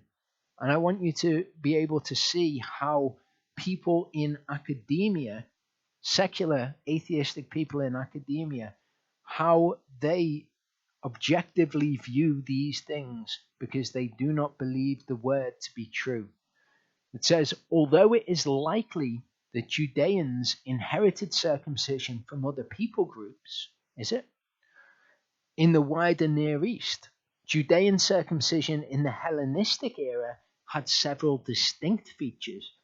Uniquely Jewish texts, or Judahite texts, command the forced circumcision of all males while they are still infants. Genesis 17:12. The Judeans were practicing infant circumcision on all males in the infancy stage is distinct from any other circumcision practice in the wider Near East in which only a few males were circumcised as they transitioned from boyhood to manhood. The idea being promulgated here is that that is a good thing, of course. The means by which Judean circumcision gained its uniqueness is the subject of much debate. It might be in the academic papers of secular authors, but it's certainly not in those who have a circumcised heart who believe the word. Listen to the language. They command the forced circumcision of all males while they are still infants.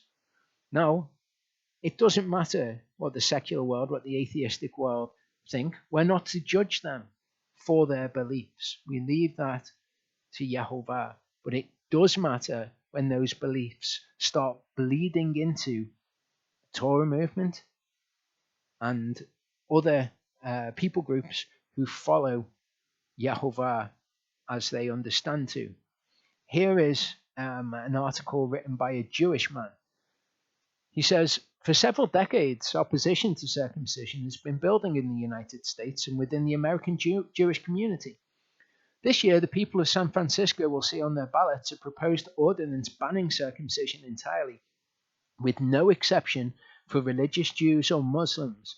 As others have written in these pages already, this measure is offensive and overbroad, and at least some of its proponents are clearly guilty of anti-Semitism.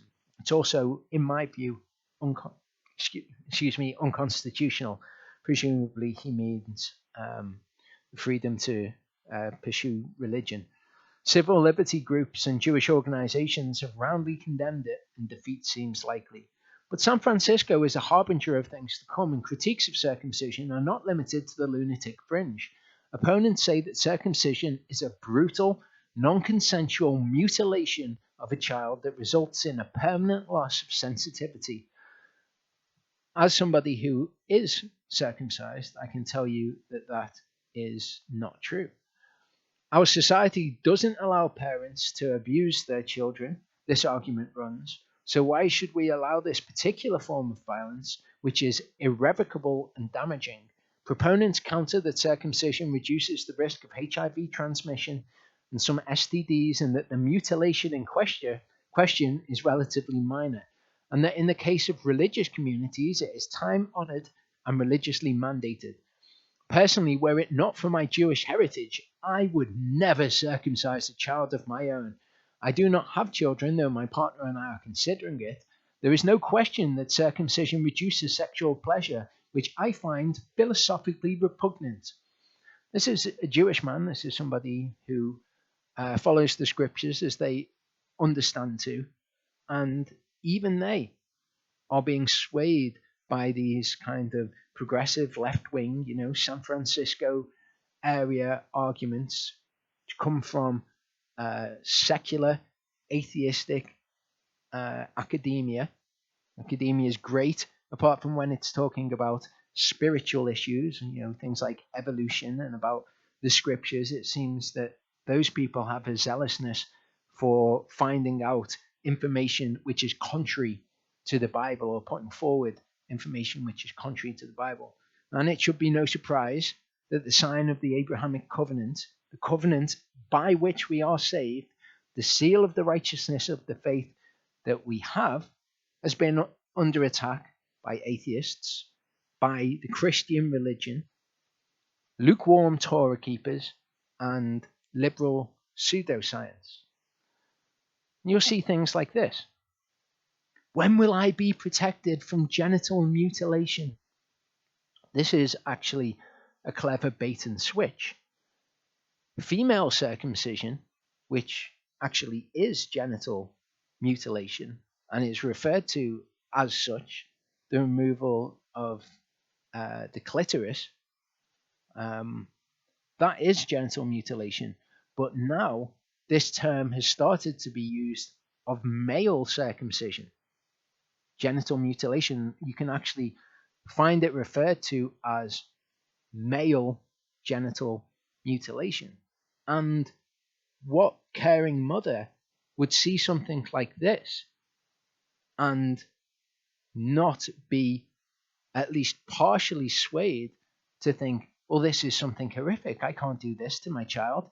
And then you find the papers about, well, it does this and it does that and it's bad, it's bad, it's bad. Just like you'll find scientific papers against the word of Elohim in many aspects. So this is actually something which is gaining traction, as it is in the Jewish community. It's gaining traction in the Torah keeping community. Some Torah keepers don't go as far as to say, well, we shouldn't be circumcising at all. Praise Yah. But what they have been sucked into is a lie that the form of circumcision that was practiced in ancient times was not the removal of the foreskin and the revealing of the glands. Instead, what it was the removal of the tip, the very tip of the foreskin. One of the things that people like this will point to is the statue of David, Michelangelo's David. Okay, and this statue, as it turns out, is actually uncircumcised. But what these people say is that what is being shown here is just this partial form of circumcision. In 2 Samuel 10:4-5, it says, So Hanun took David's servants and shaved off half of their beards and cut off their garments in the middle as far as their buttocks and sent them away. This is something that was done to shame them, because in that culture, to have your beard shaved was something that would be shameful. They informed David, and he sent to meet them because the men were greatly ashamed. And the king said, wait at Jericho until your beards have grown and then return. So one thing that you'll notice about Michelangelo's David, other than his uncircumcised penis, is the fact that he doesn't have a beard. So Michelangelo's art is not an anatomically correct reproduction of what a Jew of the time looked like. Rather, what it reflects is the Greco-Roman aesthetic standards of beauty. Remember that the revealing of the glands was something that was shameful. It's not something that would be reproduced in Renaissance art.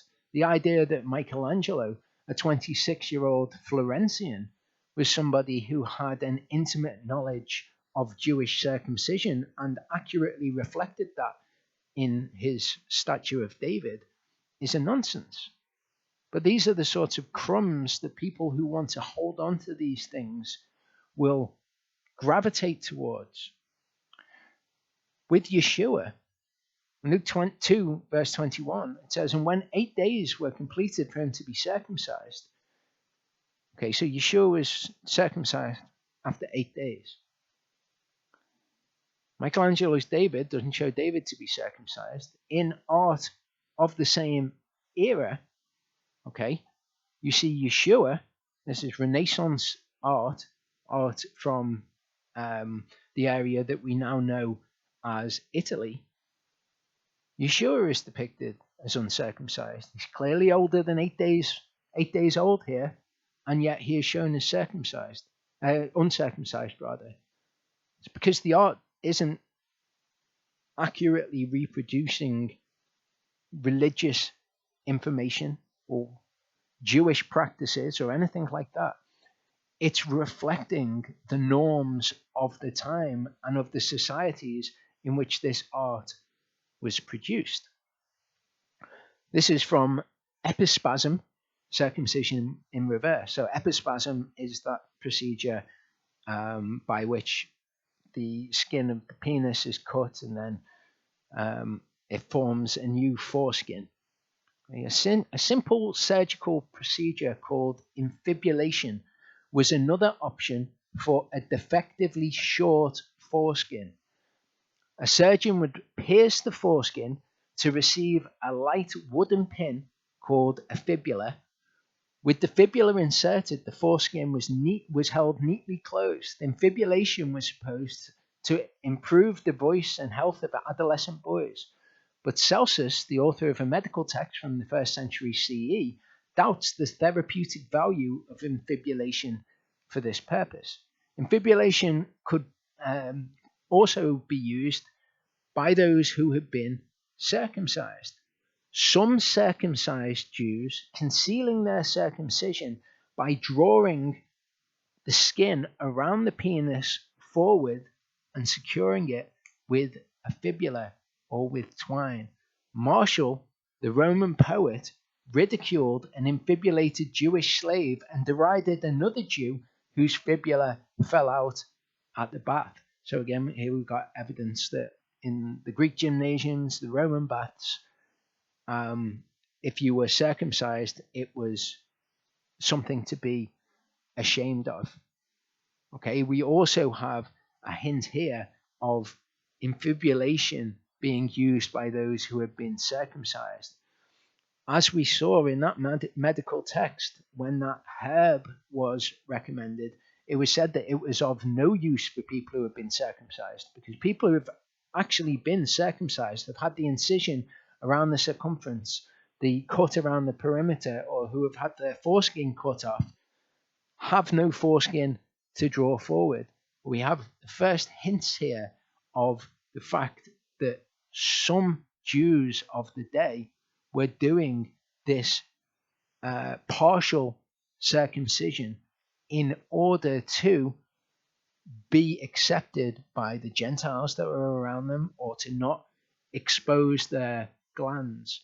And regrettably, just as it crept into the Jewish world, it is creeping into the Torah movement. But if we look here, Olah is the Hebrew word, and it means foreskin. It also means uncircumcised. Okay, just one with foreskin is the word for being uncircumcised. Same with akrobustia, the Greek word, having the foreskin uncircumcised. Okay, so if you have a foreskin, you are uncircumcised. It's unquestionably an incision around the circumference of the foreskin. It's unquestionably, and we'll go through the verses, the removal of the foreskin. But as I say, just like today, this idea crept in, and it was for very similar reasons. They wanted to be more acceptable to the cultural norms of the time. Joshua 5, 2-3, it says, "At that time Yahovah said to Yahushua, make knives of flint for yourself and circumcise the sons of Israel again the second time." Does this mean that they had already been circumcised and that actually they could be circumcised for a second time because their foreskin hadn't been removed? No, it's the sons of Israel who were circumcised the second time, not those particular people. The first time they were circumcised was before the Passover, when they left Egypt.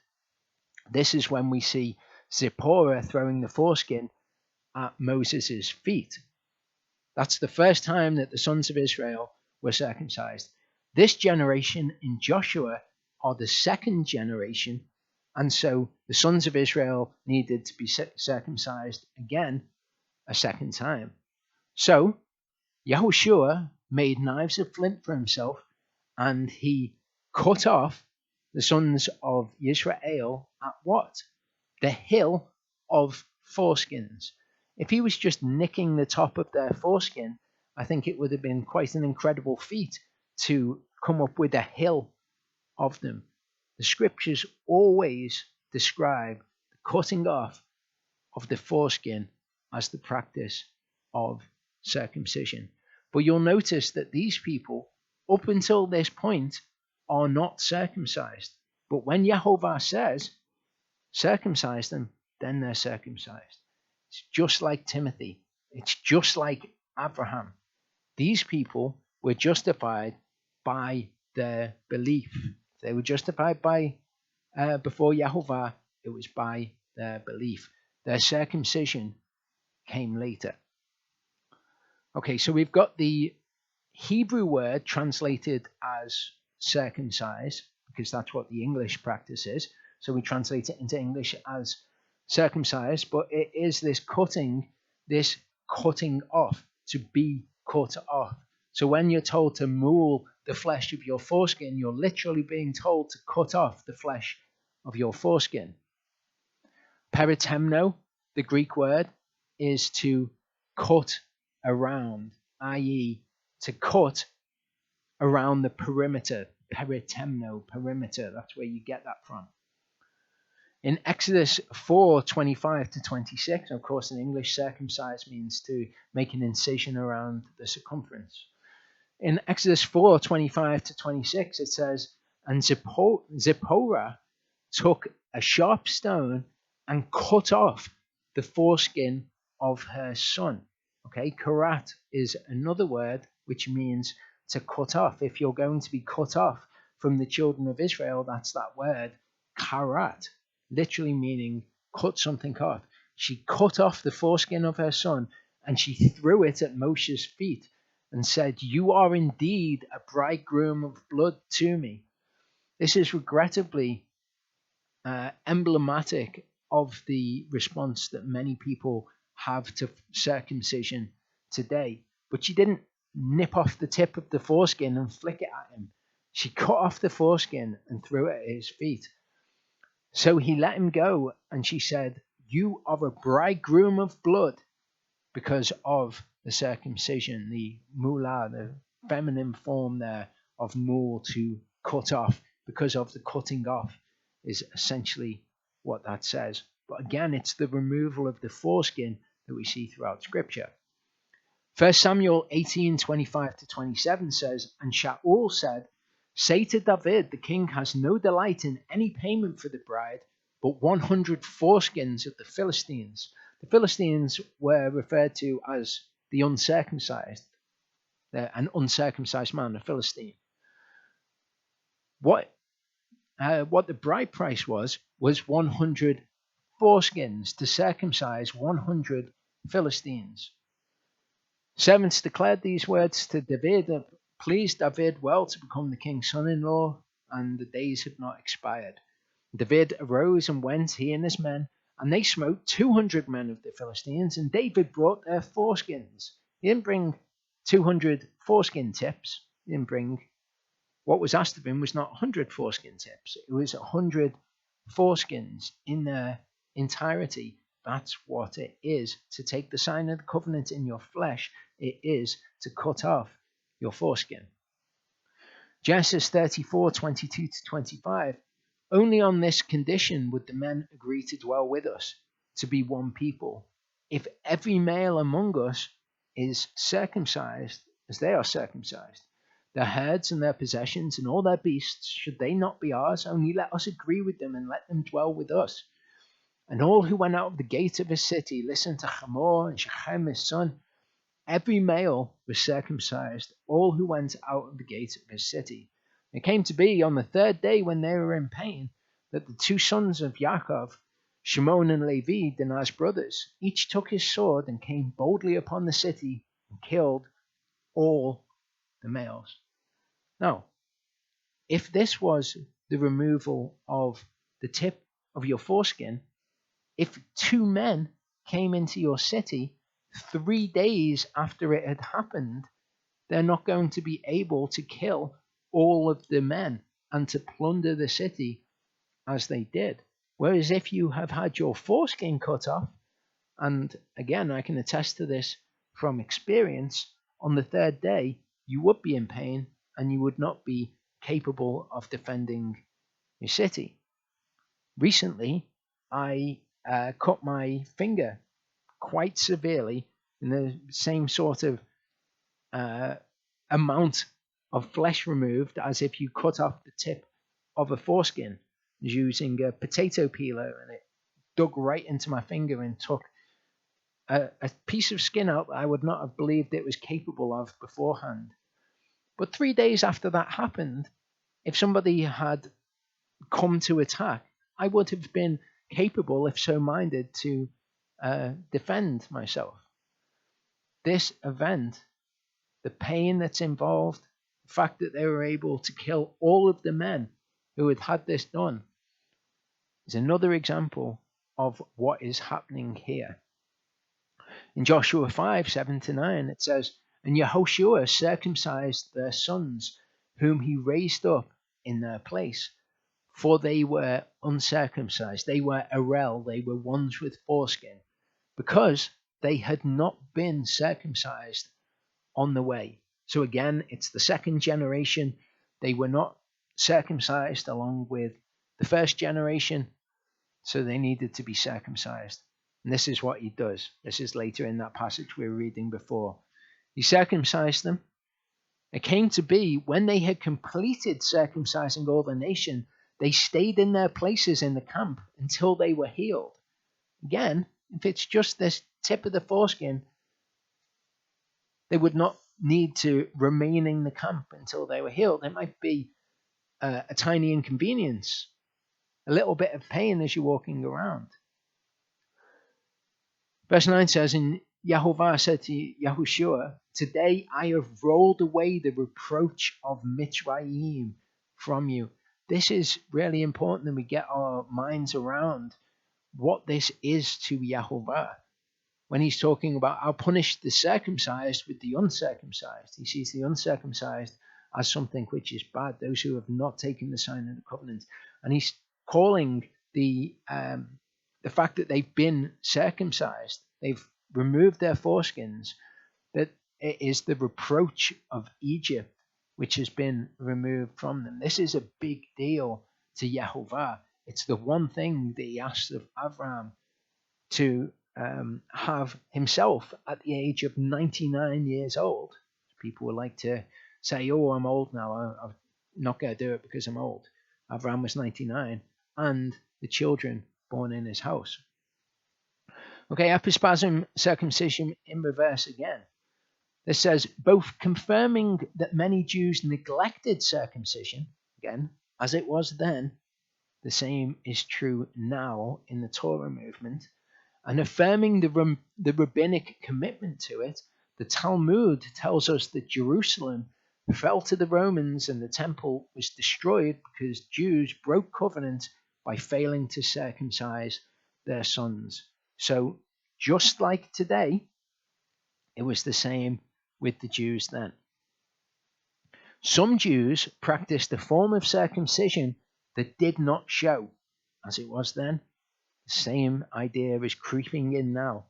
The reaction can be seen in the Mishnah's requirement that valid circumcision must bear the glands.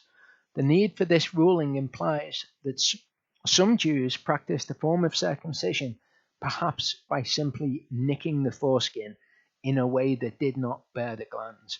But this is a practice which came about afterwards and which the Jews felt the need to correct in their writings by saying that a valid circumcision must bear the glands. It's a removal of the foreskin. But you see how this lie is the same then as it is today. Removing only a little of the foreskin might obviate the need for infibulation or epispasm.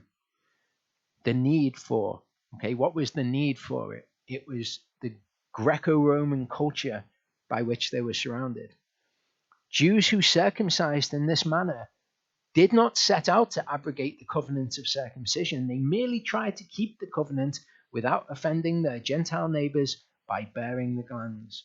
And you can imagine people believing a similar lie today.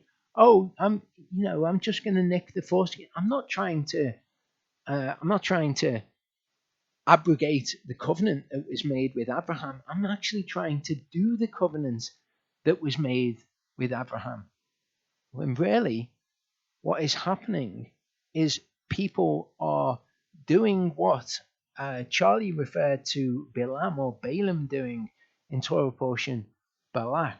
When they're not happy with the word, they go back to Yehovah and they try to find something different. They're not happy with what he has said. So people, and we've discussed this recently, they try to twist the word to be how they want it to be. Okay, we'll only do Sukkot for 2 days. We're still doing Sukkot, but it's a bit much to ask for us to dwell in tents for 7 nights. That's a bit too much. So we'll still do Sukkot, but we'll do it a bit differently. We'll still do circumcision, but we'll do it in a way which is more palatable to us and to the culture which is around us. Some people, and not those who are zealous for the word, who are truly circumcised in heart, but when they're challenged by something in the word, they will seek out any opposing argument and believe that. Something that I've seen many times before. And what's actually quite sad about this and quite telling is that this practice of the removal of a small piece of the foreskin, of the flesh, actually belies the removal of only a small piece of the foreskin of the heart. That's the saddest thing of all. What this reminds me of, this whole pretense that, we're not doing it to abrogate the covenant. We still want to do circumcision. We still want to do Sukkot. We still want to wear tzitzit or whatever it is. We just want to tweak it and make it a little bit different, make it a little bit more in line with what we want. What it reminds me of is this. This is how people are. They think that by doing this, they're hiding from Yehovah.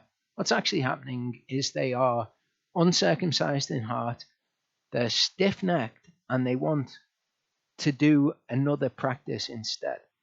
This is not true of all people who have done this practice. I mentioned Matt before. He removed a small piece of the foreskin thinking that that was correct, and he did it himself in his zealousness. And that is something which is accounted by Yehovah as circumcision. Because remember, the circumcision is nothing. The uncircumcision is nothing. It's about faith. It's about being a new creature. And it's about that desiring and that guarding, the treasuring and the cherishing of the commands of Yehovah. That's important. But for many people who would gravitate towards this instead of removing the flesh of the foreskin entirely, this is where they're at. Many people who would not want to do Sukkot for your 7 nights, just do it in a way that fits in with their lives. This is where they're at. My favorite one of these pictures is actually this one, because we know, of course, the word is a mirror. It shows us exactly where we're at. This is exactly what it reminds me of in people. We actually used to have a guy that came along to the fellowship, and anything that came up in the word that he didn't like, that would ask him to change something about himself or do something which didn't quite fit in with the way that he wanted to live his life, he would try to find a way where he felt there was an allowance to not do that thing and believe any kind of argument to the contrary, no matter how ludicrous that argument was. If it was a clear-cut matter of, like, don't murder, I don't think that he would have murdered people. But on those issues where people make arguments either way, even when the arguments on the other side are really bad, he would sway towards, oh no, I'm not abrogating the covenant. I'm still doing these things. For example, he was somebody who had very long hair. And the scriptures say that it's a shame for a man to have long hair. It's pretty clear cut. We went through this with him, went through many more scriptures than that with him to show that this idea of a man with long hair and a woman with short hair, to show him it in scripture that was the requirement. But he would spend his time seeking out arguments on the other side, and he would say things like, what exactly is long hair? Now, his hair was most of the way, if not all of the way, down his back. But the idea of what exactly is long hair? Where do we draw the line here? It belies what's actually going on in the heart. Well, how short do I have to, how much hair do I have to cut off in order for me to have my hair still long like I like it, but it not be said to be long? And I just said to him, well, if your wife or your girlfriend had hair as long as yours, would you describe her as having long hair? Of course, the obvious answer is yes. That was an example of a person who wouldn't come to Sukkot. Instead of going to Sukkot, he kind of treated Sukkot as a holiday for him and his girlfriend, and maybe we'll go away for the weekend at the time of Sukkot, and maybe we'll pop in while you guys are doing Sukkot, because we're still doing Sukkot, but we're doing it in a way which is palatable to us, not in that zeal response to Yehovah's word. The same, of course, was true with circumcision. Could show circumcision throughout the scriptures, patiently go through it, and his proclivity was to try to seek out arguments against circumcision and to believe them. Again, it's just this betrayal of what is truly going on in the heart. Well, Paul says this, or it says in scripture, Sukkot is only for native-born Israelites, an argument I've heard many times. Okay, or whatever it is, it's like these people use the word. I've described it before as they try to use the word itself as a shield to defend themselves from the word. Like the word contradicts itself, or parts of the word change, or whatever that actually looks like. Okay, but it's these people who think that they're hiding, think that they're kind of pretense. We know in scripture it says that those who hate Yehovah feign obedience to him. That's what these pictures remind me of. In 2 Timothy 3:7-9, it says, always learning and never able to come to a knowledge of the truth. As Yochanan and Mamre opposed Moshe, so do these also oppose the truth. Men of corrupt minds found worthless concerning the belief. They don't have the belief of Abraham. They don't have the zeal of Pinchas. But they shall not go on further, for their folly shall be obvious to all. And it is obvious. It's so obvious. Just like it's obvious that these animals think that they're obscure, think that they're hidden. When these people feign obedience to Yehovah, it is obvious. So I would challenge you, if you're listening to this video, don't be like these people. Catch yourself in that moment, having that reaction, trying to find any reason for why what I'm saying, that you would need to be circumcised in the flesh of your foreskin, is not true. You're having an angry reaction to it, or whatever that actually looks like. Catch yourself in that moment and repent and say, I do not want to be like these people who are mentioned all the way throughout scripture. In Jude 10-11, it says, these blaspheme that which they do not know, and that which they know naturally, like unreasoning beasts, in these they corrupt themselves. Okay, my foreskin, cut off my foreskin, you've got to be having a laugh. Woe to them, because they have gone in the way of Cain, gave themselves to the delusion of Balaam for a reward. Again, when Charlie went through Torah portion Balak, he pointed out how Balaam was not happy with what had been said. He wanted the word to be different, and so he kept pushing it, he kept challenging it to see if he could get the word to change. And perished in the rebellion of Korach, another person who was not happy with the way that Yahovah had instituted things.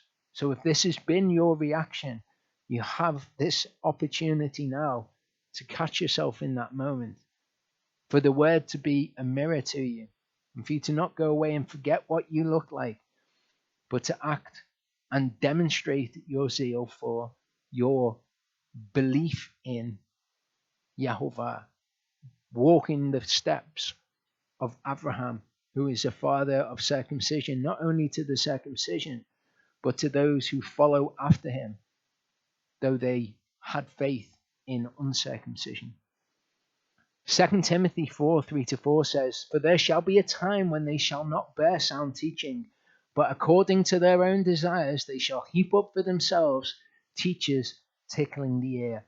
Don't be like these people. Don't think, oh, just remove a bit of the foreskin. I like that better. I know it says to cut off the foreskin, but there were Jews who were doing it in the past. Maybe that's what I'll do. According to their own desires, they shall heap up for themselves teachers tickling the ear. Don't try to find anybody who will agree with you that that is correct, and then put all your store in that. Understand what I'm saying to you. They shall indeed turn their ears away from the truth and be turned aside to myths. Why? Because that's what's in their hearts. Their hearts, they have not circumcised. Their hearts are a perimetos. They have not circumcised their hearts. And when it comes to circumcision, please don't think, well, I keep all of the rest of the commands of Torah. Because, again, it's not about being justified by keeping the Torah. It's about being justified by your faith. That faith, as in Abraham, leads you to receive the sign of that covenant. Don't think circumcision is but a little thing. Little things become big things. 1 Corinthians 5:6-8 says, "Your boasting is not good. Do you not know that a little leaven leavens the entire lump? Therefore cleanse out the old leaven, so that you are a new lump. Circumcision has no strength, uncircumcision has no strength, but a new creature, a new lump. As you are unleavened, for also Messiah, our Passover, was offered for us. And to partake of Messiah as the Passover, you must have a circumcised heart. So then let us observe the festival, not with old leaven, nor with the leaven of evil and wickedness, but with the unleavened bread of sincerity and truth." Peter speaks in his first letter. He speaks of a preciousness which is for those who have faith. And he's not just talking about circumcision in that passage, but if you read it, it would certainly encompass circumcision, because circumcision is something special. It's something amazing that has been given to those who believe in Yahovah as a sign that they are in covenant with him and that they are heirs and inheritors of the promises made to Abraham. This preciousness, then, is for you who believe. But to those who are disobedient, the stone which the builders rejected has become the chief cornerstone, and a stone of stumbling and a rock that makes for falling, who stumble because they are disobedient to the word to which they also were appointed. But you are a chosen race. You're set apart. And part of being set apart from the nations is having that sign in your flesh. A royal priesthood, a set apart nation, a people for a possession, that you should proclaim the praises of him who called you out of darkness into his marvelous light. For who once were not a people, but now the people of Elohim, and as such receive the sign of the covenant, who had not obtained compassion, and now obtain compassion. So ask yourself, do you shema his word? That is, to hear it, and as a response to that, to obey it. Don't just hear his word, but not obey it. Hear and obey. Do you shema his word? That is, to guard it, to keep it, to treasure it, to cherish his word. Do you navat his word? That is, to look upon it with regard to it, to find out what it says and to do it because you regard that that is his word. You don't navat his word when you find out that the sign of the covenant by which you're saved is to receive a sign of circumcision. You might well shrug your shoulders or think, not really bothered about doing that. Doesn't really sound like all that much fun. You know what? I think I'll skip it. Do you yirah Yahovah? Do you fear Yahovah? Do you reverence Yahovah? Yirah is kind of a culmination of all of these words. Do you love Yahovah? Do you kavod Yahovah's word? That is, to give it weight, to make it weighty, to make it heavy in your life, to esteem his word? Or do you bazar his word? Do you lightly esteem his word? Do you halal his word? Because that's what it is. What people are doing when they're taking these verses and they're using them to say that we do not become circumcised now. Would you halal the word of Yahovah? Would you halal the covenant that was made with Abraham? Or would you avar it? Would you pass over it? When you find that you are required to be circumcised, as you are in covenant with the creator of the heavens and earth, when you find that out, would you simply pass over it and thereby ma'al Yahovah? That's what Moshe did when he did not believe Yahovah to set him apart in the eyes of the children of Israel. He ma'aled him. He acted unfaithfully towards him. And that's what it is to not take the sign of the covenant by which you are saved. All of this is to lo nasa, the word of Yahovah. That is to not accept it. To nasa it is to accept it, to lift it up. To lo nasa it is to not accept it. Yeshua tells us in the parable of the sower that those who bear fruit are those who hear the word and accept it. Genesis 17 verse 11. You shall cut off the flesh of your foreskin, and it shall become a sign of the covenant between me and you. So we've covered in the first part one of the important things, or the things that suggest themselves to me as needing addressing. This idea of Pinchas's zeal and Yahovah entering into covenant with him because of it. So that's something that we see throughout Scripture, even pertaining to us.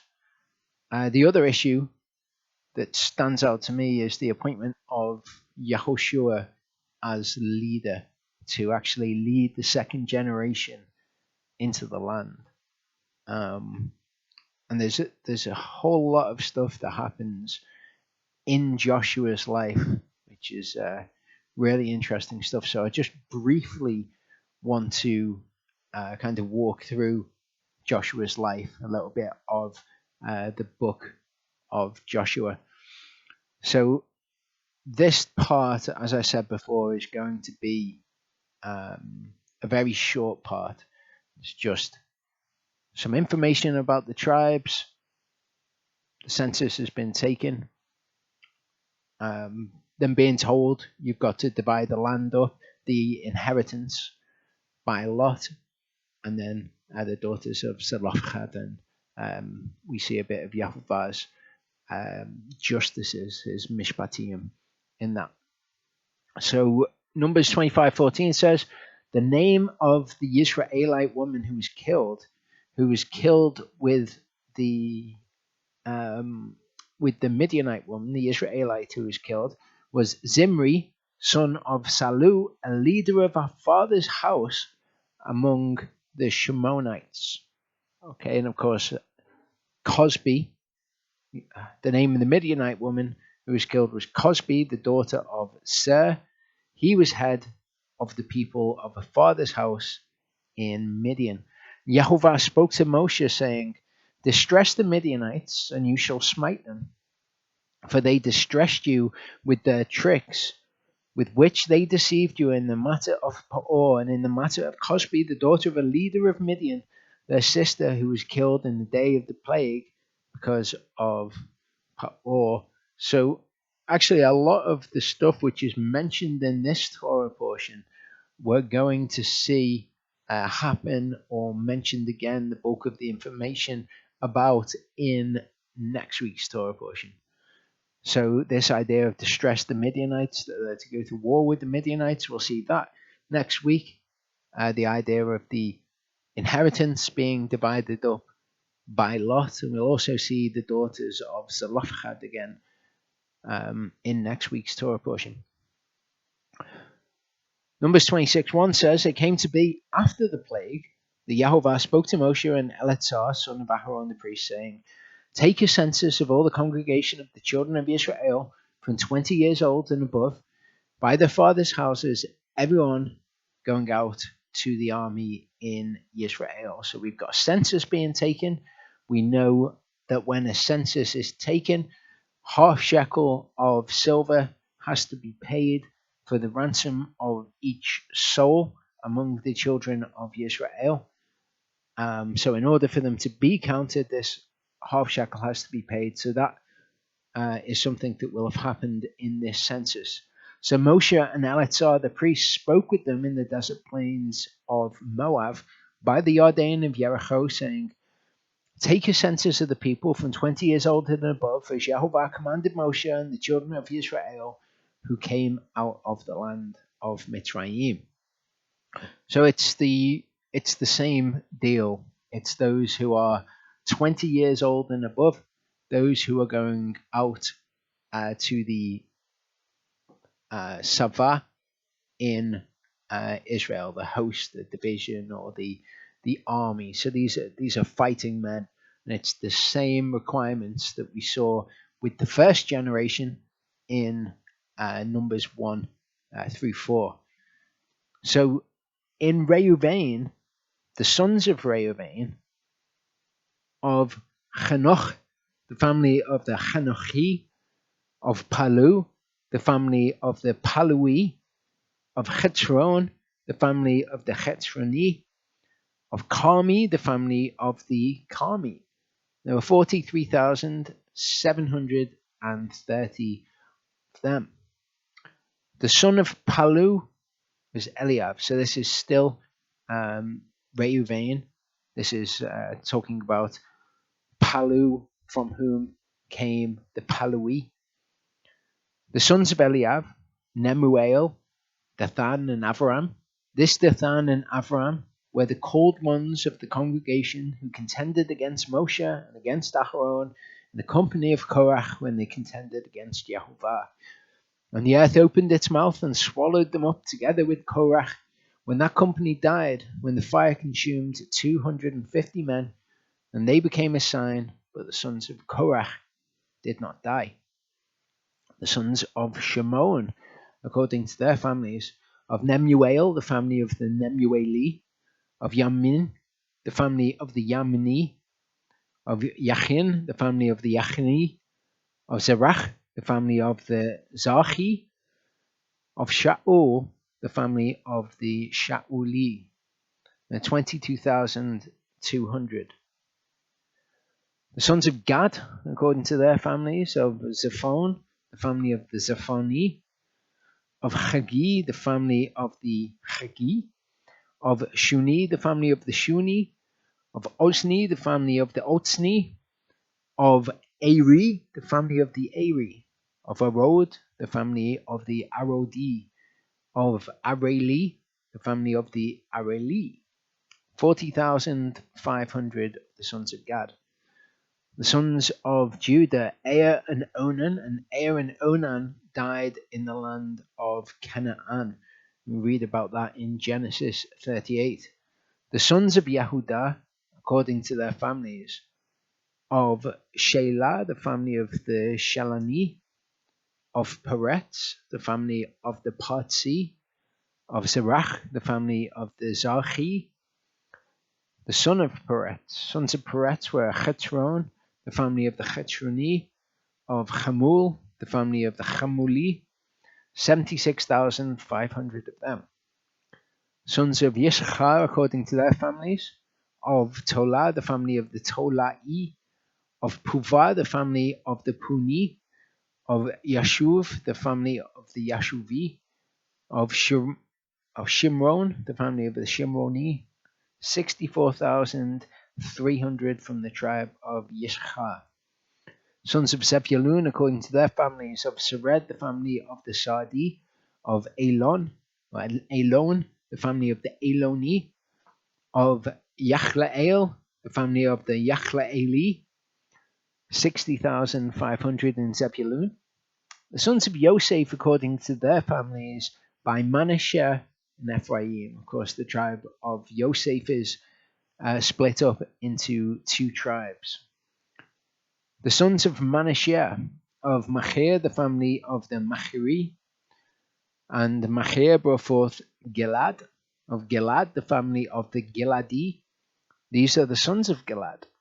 Of Yetzer, the family of the Yetzeri, of Chilek, the family of the Cheoki, of Azriel, the family of the Azrieli, of Shechem, the family of the Shikmi, of Shemida, the family of the Shemidai, of Hepher, the family of the Hephri, and Zelophehad, son of Hepher, had no sons but daughters. And the names of the daughters of Zelophehad, Machlah, and Noah, and Chuglah, and Milcah, and Tetzah. It's worth noting that Noah is not the same as the male name. Ah is the feminine ending. Noach would be the guy that we know as Noah. 52,700, and it's because of this census, the information in the census, that the land is actually going to be divided up by lot. So we hear of Zelophehad, that he had only daughters here, and that will become relevant when the daughters of Zelophehad come forward to claim the inheritance of Zelophehad. The sons of Ephraim, according to their families, of Shuthelach, the family of the Shuthalchi, of Becher, the family of the Bachri, of Tachan, the family of the Tachani, the sons of Shutelah, of Iran, the family of the Irani, and there were 32,500 of these sons of Ephraim. The sons of Binyamin, according to their families, of Bela, the family of the Bali, of Ashbaal, the family of the Ashbaeli, of Achiram, the family of the Achirami, of Shufam, the family of the Shufami, of Chufam, the family of the Chufami. The sons of Bela were Ard and Naaman. Of Ard, the family of the Ardi. Of Naaman, the family of the Naami. So we get a nice little insight here into what Israel looked like by the time it had come to the second generation, as they're about to enter into the land. And there were 45,600 of them. The sons of Dan, according to their families, of Shucham, the family of the Shuchami, 64,400 in the sons of Dan. So although there's only this one family, there's approximately twice as many as there were in Ephraim. The sons of Asher, according to their families, of Yimnah, the family of the Yimnah, of Yishvi, the family of the Yishvi, of Beriah, the family of the Berii, the sons of Beriah, Chever, the family of the Chevri, of Malkiel, the family of the Malkieli, the name of the daughter of Asher was Serach. There were 53,400 from Asher. These are the ones, the registered ones, so 20 years old and above, males who went out to the army of the children of Israel, 601,730, so slightly less than the 603,000 that there were of the first generation. Numbers 26:52 says, And Yehovah spoke to Moshe, saying, The land is to be divided to these as an inheritance according to the number of names. To the large one you give a larger inheritance, and to the small one you give a smaller inheritance. Each shall be given its inheritance according to their registered ones. But the land is divided by lot. They inherit according to the names, the tribes of their fathers.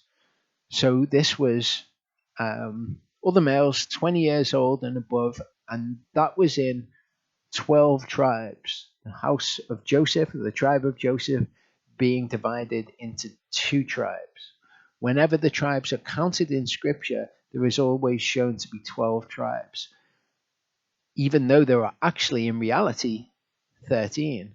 The tribe that was not counted here were the Levites. Okay, this census was to find those going out to the army, first of all, which would not include the Levites, but it was also so that the land could be divided, the inheritance could be given to these various tribes, and of course the Levites have no inheritance. Their inheritance is Yehovah, the text says in some places, and their inheritance is the fact that the Levites have the priesthood through the sons of Aaron.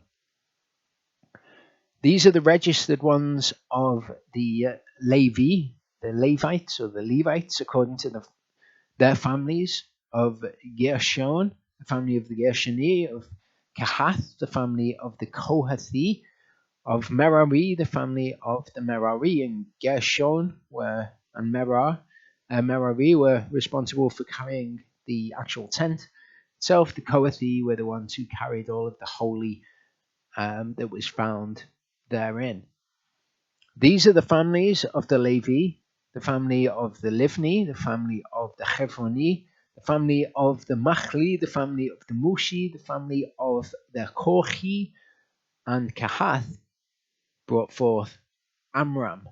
Okay, and Amram is a person who should be familiar to us. The name of Amram's wife was Yocheved, the daughter of Levi, who was born to Levi in Mitzrayim. And to Amram she bore Aharon and Moshe and their sister Miriam. Okay, so this shows us, and as we've seen before, just how close the first generation were to those sons of Yaakov.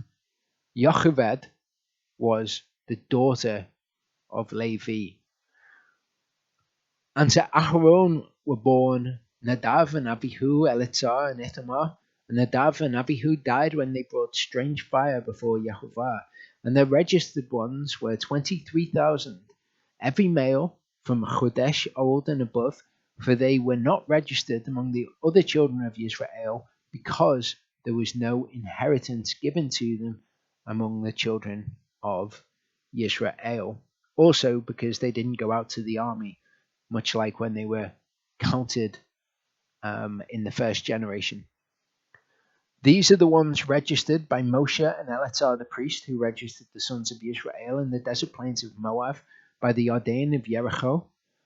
But among these there was not a man of those registered by Moshe and Aaron the priest, when they registered the sons of Israel in the wilderness of Sinai.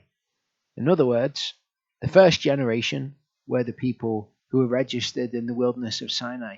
And among these people who were counted here, there was not a man who was counted in the wilderness of Sinai, except Joshua and Caleb. For Yehovah had said of them, they shall certainly die in the wilderness, and not a man of them was left, except Caleb son of Yefunah and Yehoshua son of Nun. Then came the daughters of Zelophehad, son of Hepher, son of Gilad, son of Machir, son of Manasseh, from the families of Manasseh, son of Joseph. These were the names of his daughters: Machlah, Noah, Chuglah, Milcah, and Tirzah. And they stood before Moshe, and before Eleazar the priest, and before the leaders, and all the congregation by the door of the tent of meeting, saying, Our father died in the wilderness, yet he was not in the company of those who were met together against Yehovah, in company with Korach, but he died in his own sin, and he had no sons. Why should the name of our father be removed from among his family, because he had no son? Give us a possession among the brothers of our fathers. Moshe then brought their case before Yehovah, and here we'll see Yehovah giving us his mishpat, his justice in this case. Yehovah spoke to Moshe, saying, The daughters of Zelophehad speak what is right. You should certainly give them a possession of inheritance among their father's brothers, and cause the inheritance of their father to pass to them. And speak to the children of Israel, saying, When a man dies and has no son, then you shall cause his inheritance to pass to his daughter. And if he has no daughter, then you shall give his inheritance to his brothers. And if he has no brothers, then you shall give his inheritance to his father's brothers. So there's the order of inheritance. First of all, it's passed to a daughter, then to his brothers, and then to his father's brothers. If his father has no brothers, then you shall give his inheritance to the nearest relative in his family, and he shall possess it. The inheritance is something that Yehovah treats as precious. It shall be to the children of Israel for chukat mishpat, as Yehovah commanded Moshe. So it's a chukat, it's a law, but it's a law of mishpat. And Yehovah said to Moshe, Go up into this Mount Abarim, see the land that I have given to the children of Israel, and when you have seen it, you shall also be gathered to your people as Aaron your brother was gathered, because you rebelled against my mouth in the wilderness of sin, in the strife of the congregation, to set me apart at the waters before their eyes. These were the waters of Meribah Kadesh in the wilderness of sin. So this is obviously, if Moshe is now told you're going to die, first thing it appears, the first thing that's recorded that Moshe says, first thing on his mind is, who is going to replace me? Moshe spoke to Yehovah, saying, Let Yehovah the Elohim of the spirits of all flesh appoint a man over the congregation, who goes out before them and comes in before them, who leads them out and brings them in, so that the congregation of Yehovah be not like sheep without a shepherd. So this is Moshe's concern in this situation. And the appointment of the man that we know to be the one whom led the children of Israel into the land is something that we'll look at in the third part. That's pretty much all that the Torah portion covers, apart from Numbers 28 and 29. But what is covered in Numbers 28 and 29 is the korbanot that are to be offered on each one of the appointed times.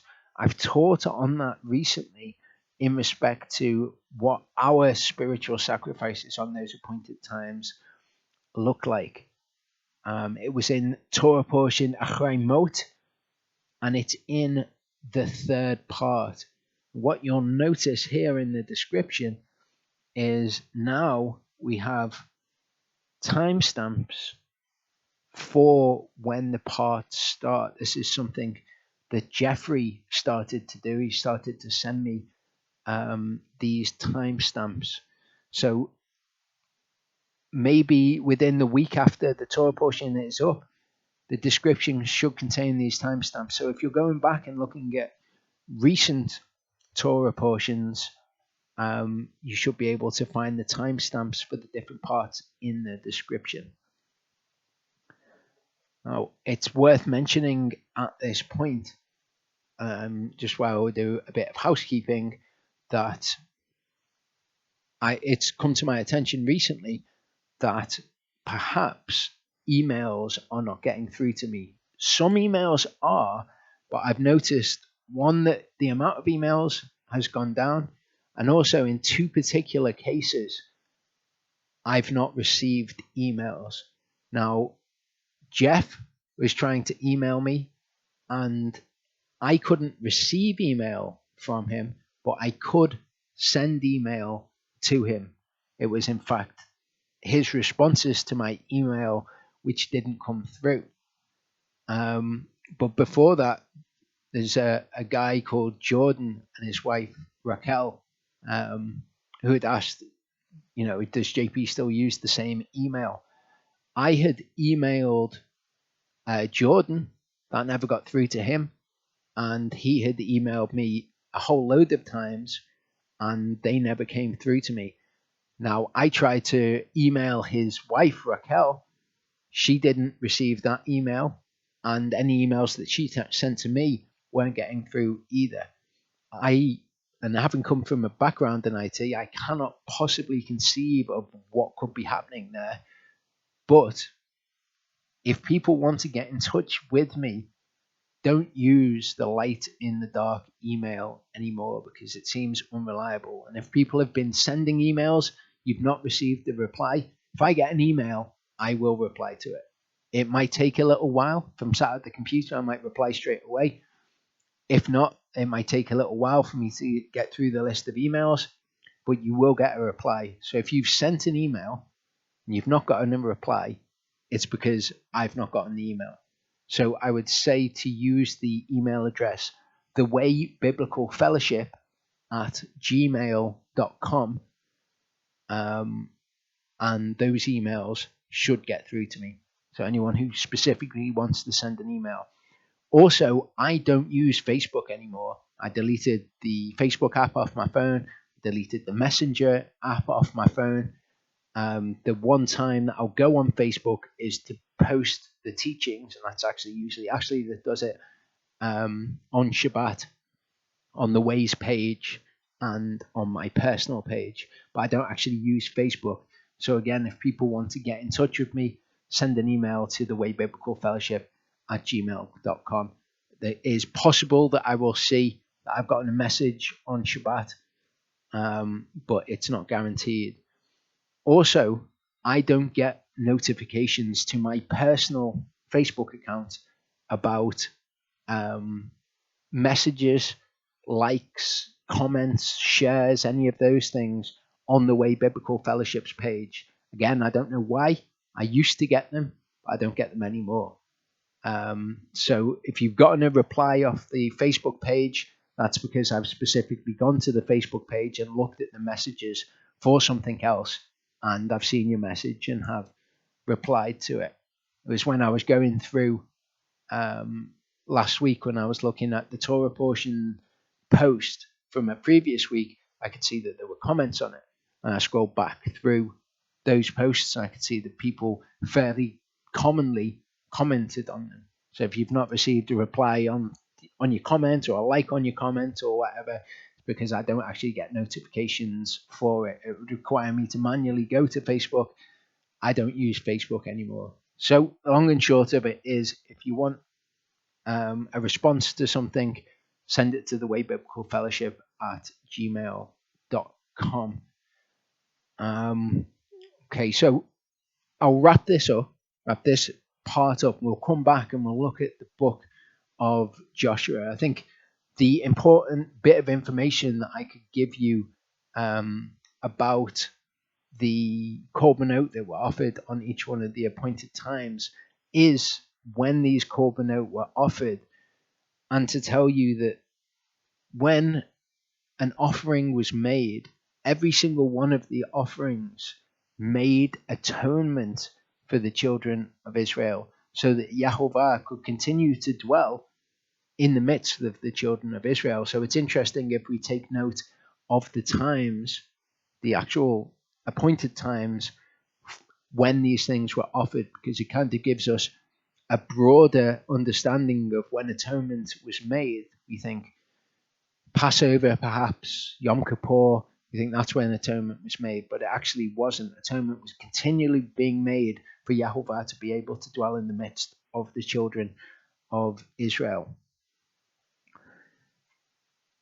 So atonement was made for the children of Israel on these occasions, morning and evening, each Sabbath, at the beginning of each Chodesh, on each of the 7 days of unleavened bread, including first fruits. It's not specified, on first fruits you shall do this, but first fruits is always one of the 7 days of unleavened bread, and the offerings have to be made on each of them. On Shavuot, on the day of trumpets, on Yom Kippur, and on each day of Sukkot, each of the 7 days, and also on the day that is known as the 8th day. So consistently throughout the year, atonement is made on all of these appointed times, and in the morning and in the evening on every day. Okay, welcome back. Exciting one for anyone who doesn't have a really clear picture of Joshua. Who was Joshua? He's the guy who's about to lead the entire nation. So in Numbers 27, verse 18, it says, Yahovah spoke to Moshe, take Yehoshua, son of Nun, with you, a man in whom is the Spirit, and you shall lay your hand on him, and shall set him before Eleazar the priest, and before all the congregation, and give him charge before their eyes, and shall put some of your esteem on him, so that all the congregation of the children of Israel obey him.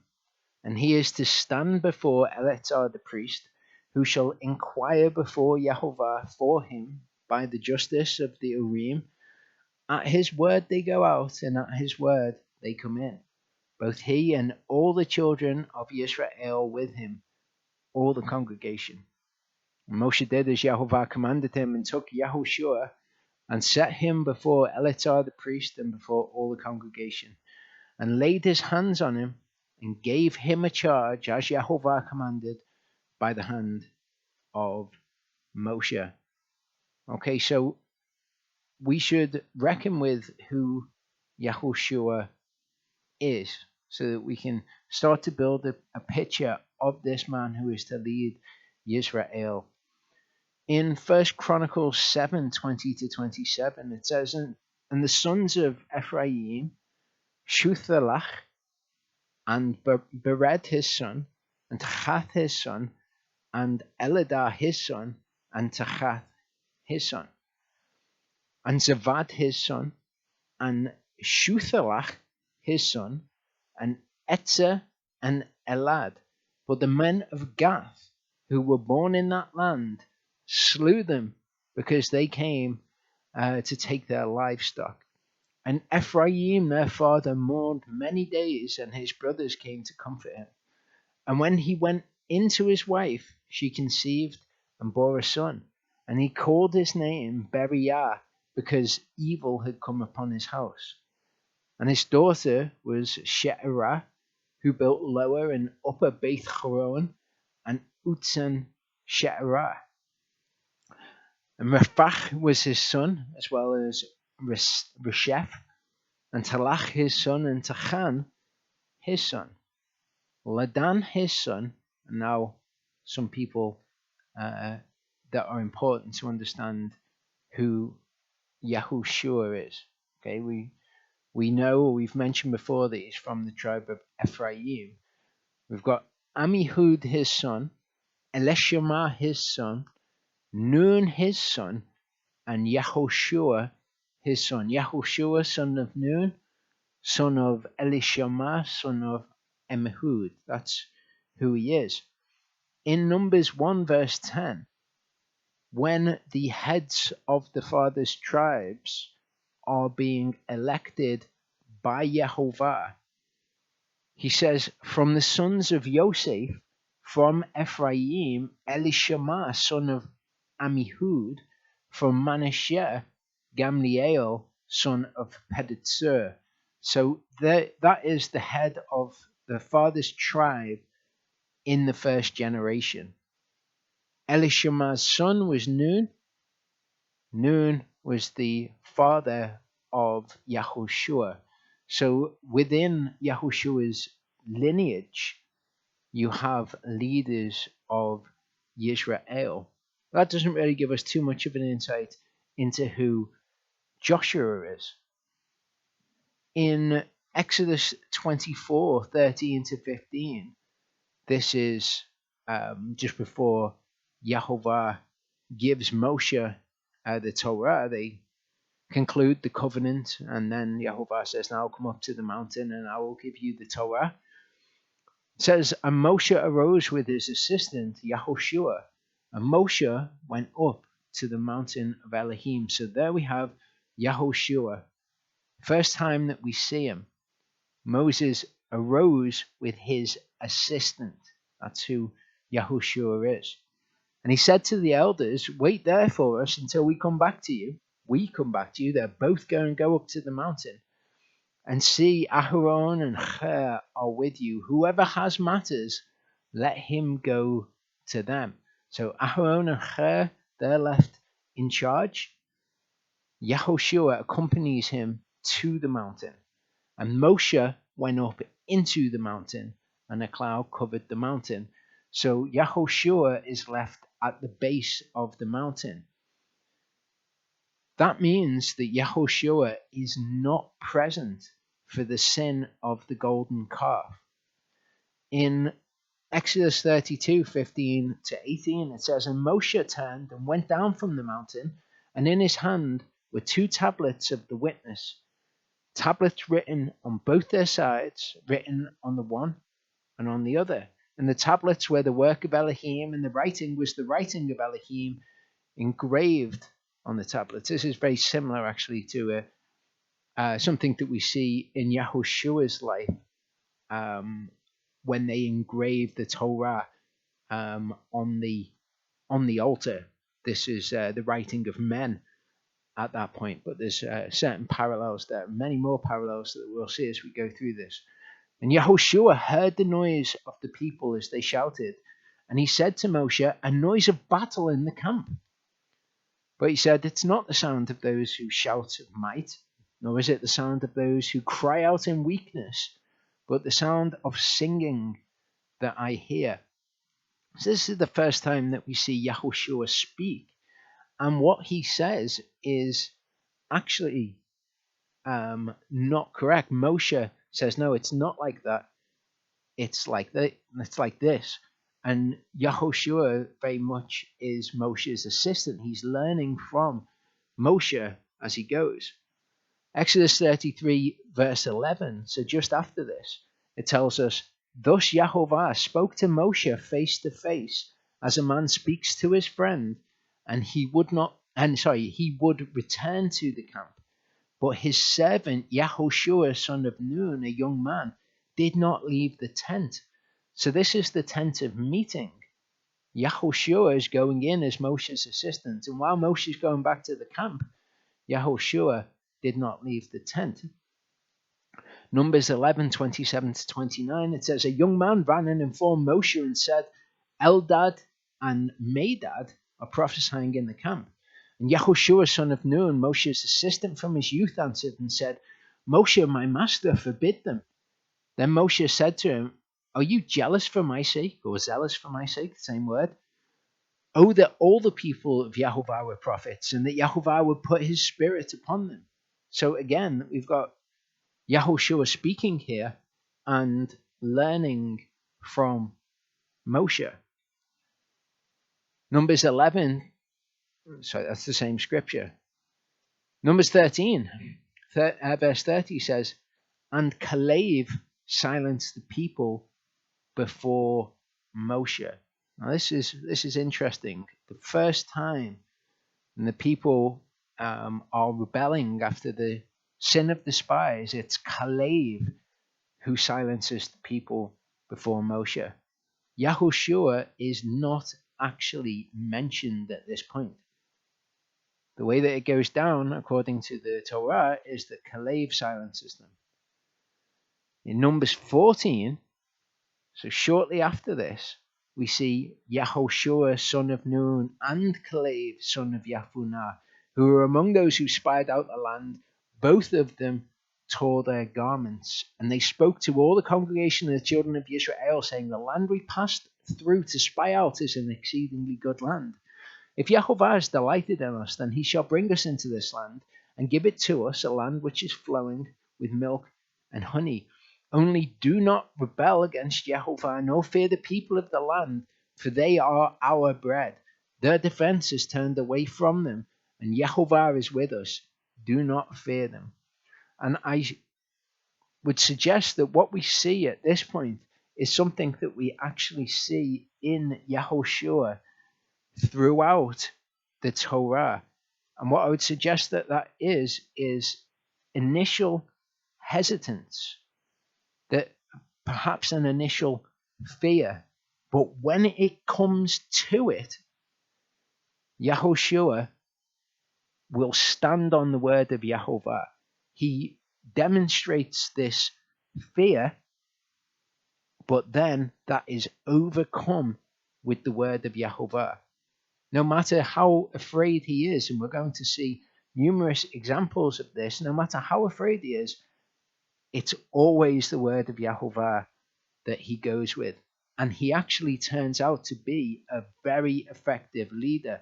The same generation that under Moses' leadership were rebelling and suffering plagues, under Joshua's leadership, they are much better. There is very little sin in the second generation under Joshua's leadership. And what we're going to see as we go through, I'm going to suggest to you that it's because they can relate more to Joshua, that he is weak and has fear in the same things that they are afraid of, whereas Moshe doesn't have that fear, and he's not afraid of the things that they're afraid of. Joshua is, but the important thing about Joshua is, although he has that element so that he can relate to the people and they can relate to him, when it comes to the crunch, every time he's right there and he's standing on what the word says. And no matter how scared he is, whatever his fears are, it's the word of Yahuwah that sees him through. So let's look at the evidence for this. Deuteronomy 1 verse 38 says, Yahushua the son of Nun, who stands before you, he shall go in there. Strengthen him, for he shall cause Israel to inherit. So this is Yahuwah speaking to Moshe, and he says to strengthen Yahushua. Okay, so again, there's the suggestion that there is some kind of weakness there, that he needs to be strengthened, that he needs to be emboldened. Deuteronomy 3:28 says, but charge Yahushua, strengthen him, and make him brave, for he shall pass over before this people. Okay, so again, there's this suggestion that he needs to be strengthened, that he needs to be made brave. And he has this fear within him that we'll see in the book of Joshua. But every time when it comes to, am I going to go with my fears and follow after, going after the way that I would like things to be? Or am I going to do what is scary and do what Yehovah asks of me? Every single time Joshua comes through and he is this example to the people that he's leading. Deuteronomy 31:7-8 says, And Moshe called Yahushua and said to him before the eyes of all Israel, Be strong and courageous. This is something that we see repeated to Joshua by Moshe, by Yehovah, and also at one point by the actual people. They're encouraging him themselves. Like they want him to succeed. They're saying, Be strong and courageous in this. For you are going with this people to the land which Jehovah has sworn to their fathers to give them, and you are to let them inherit it. For it is Jehovah who is going before you. He himself is with you. He does not fail you, nor forsake you. Do not fear, nor be discouraged. And it's always this which pulls Yahushua through, that Yehovah is with him. When Yehovah is with him, and he's got Yehovah's word to stand on, it doesn't matter how daunted he might be initially, he always comes through. Deuteronomy 3:23, And he commanded Yahushua son of Nun, and said, Be strong and courageous, for you are to bring the children of Israel into the land of which I swore to them, and I myself am with you. So here Yehovah is encouraging him directly. Be strong and courageous. I am with you. You can depend on me. And this theme is seen right at the beginning of the book of Joshua. It came to be after the death of Moshe, the servant of Yehovah, that Yehovah spoke to Yahushua, son of Nun, the assistant of Moshe, saying, Moshe, my servant, is dead. So now arise, pass over this Jordan, you and all this people, to the land which I am giving to them, to the children of Israel. Every place on which the sole of your foot treads, I have given you, as I spoke to Moshe, from the wilderness and from this Lebanon, even as far as the great river, the river Euphrates, all the land of the Hittites, and to the great sea toward the going down of the sun is your border. No man is going to stand before you all the days of your life. As I was with Moshe, so I am with you. I do not fail you, nor forsake you. So in Joshua's fear, all the way through, Yehovah is encouraging him. He's saying, Be strong and courageous. I'm with you. I'm with you. Verse 6 says, Be strong and courageous, for you are to let this people inherit the land, which I swore to their fathers to give them. Only be strong and courageous to God to do according to all the Torah that Moshe my servant commanded you. Do not turn from it right or left, so that you act wisely wherever you go. Do not let this book of the Torah depart from your mouth, but you shall meditate on it day and night, so that you guard to do according to all that is written in it. For then you shall make your way prosperous and act wisely. So he's encouraging him in this, and he's saying, look, as long as you stick to the Torah, your way will be prosperous. I'm with you. Be strong and courageous. Do the Torah. Guard everything that is in it. And we have these same promises from Yehovah. When fear arises in our hearts, Yehovah says to us, Do not fear. Be strong and courageous. Have I not commanded you? Be strong and courageous. Do not be afraid, nor be discouraged.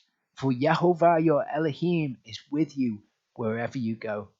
And Yahushua commanded the officers of the people, saying, Pass through the midst of the camp, and command the people, saying, Prepare food for yourselves, for within 3 days you are passing over this Jordan, to go in to possess the land which Yehovah your Elohim is giving you to possess.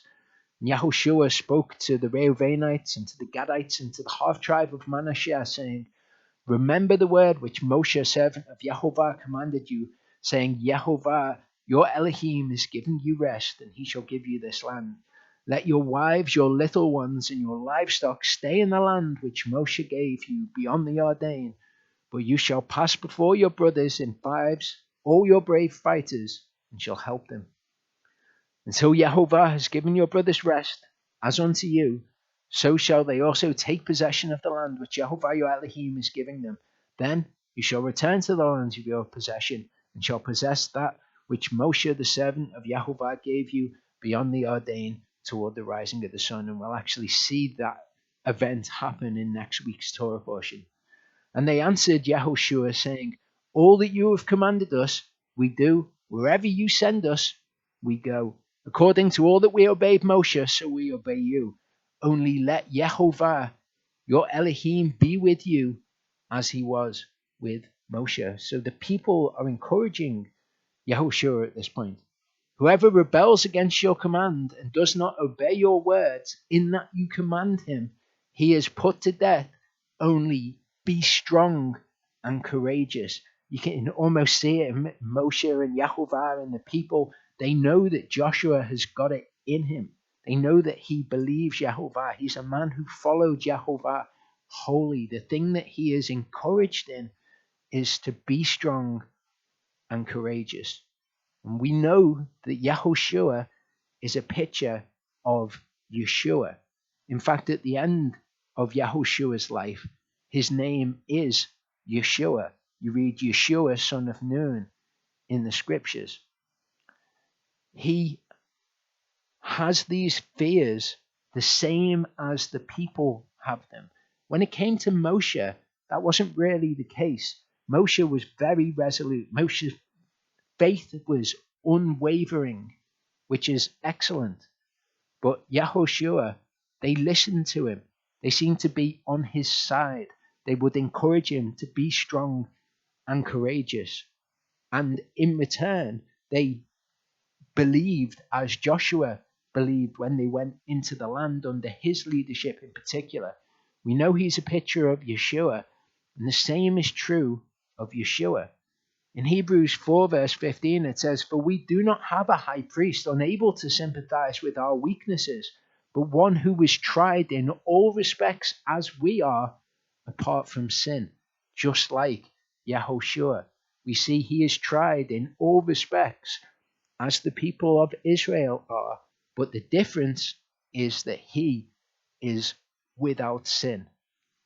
In Matthew 26, 36 to 39 it says, then Yeshua came with them to a place called Gethsemane and said to the disciples, sit here while I go over there and pray. And he took with him Kepha and the two sons of Zabdi, and he began to be grieved and deeply distressed. Yeshua, very much like Joshua. In Joshua, we have an amazing picture of Yeshua. Then he said to them, my soul is exceedingly grieved, even to death. Stay here and watch with me. Whereas Moshe isn't like this. They never see this sort of weakness in Moshe. Yeshua is the same. He doesn't have a problem turning to his disciples and telling them that he is exceedingly grieved over this. He's deeply distressed. Going forward a little, he fell on his face and prayed, saying, oh my Father, if it is possible, let this cup pass from me. Yet not my will be done, but yours.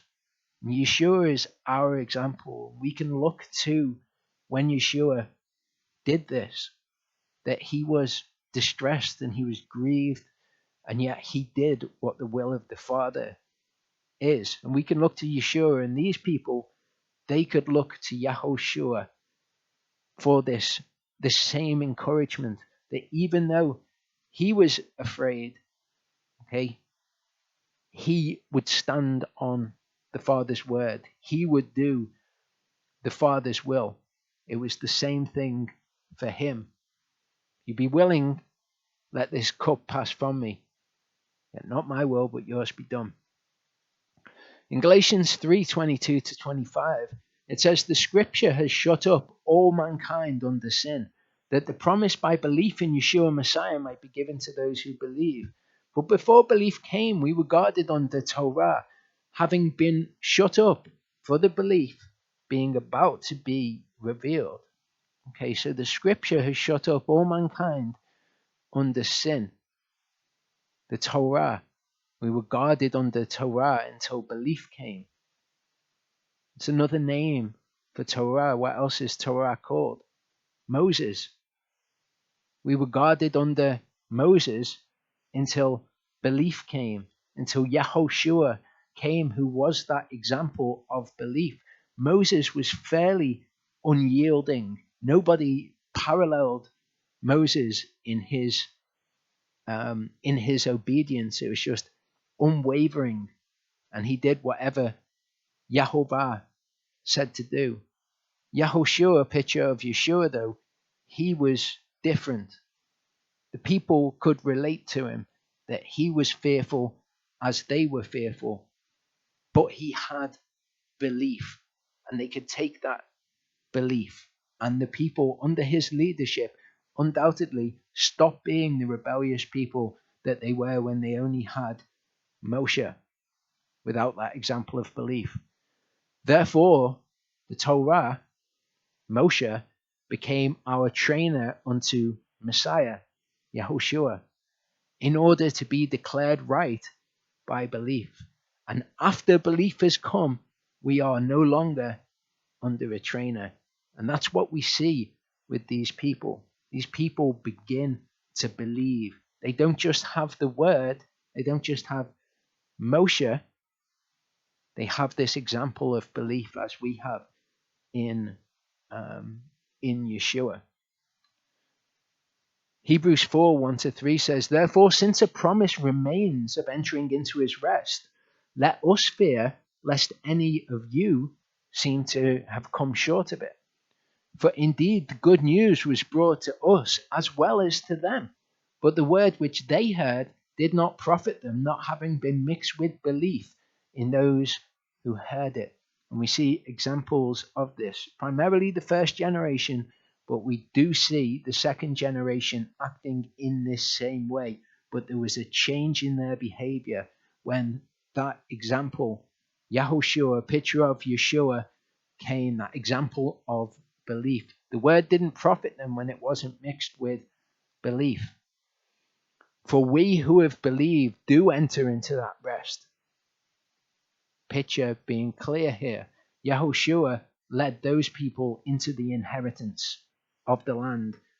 Yeshua will lead us into that inheritance. We who have believed, and those who under Yahushua's leadership began to believe, entered into the inheritance also. So Yahushua's leadership, this is what we'll see through his life. See, Jericho, the story of Rachav and the spies, then the crossing of the Jordan. Yahushua circumcises the second generation, and they perform the Passover in Gilgal. Okay, so that's why he circumcises them, so that they can all do the Passover. The manna ceases, and they begin to eat the food of Canaan. The captain of the host, Yahovah, incarnate as the captain of the host, appears to Yahushua.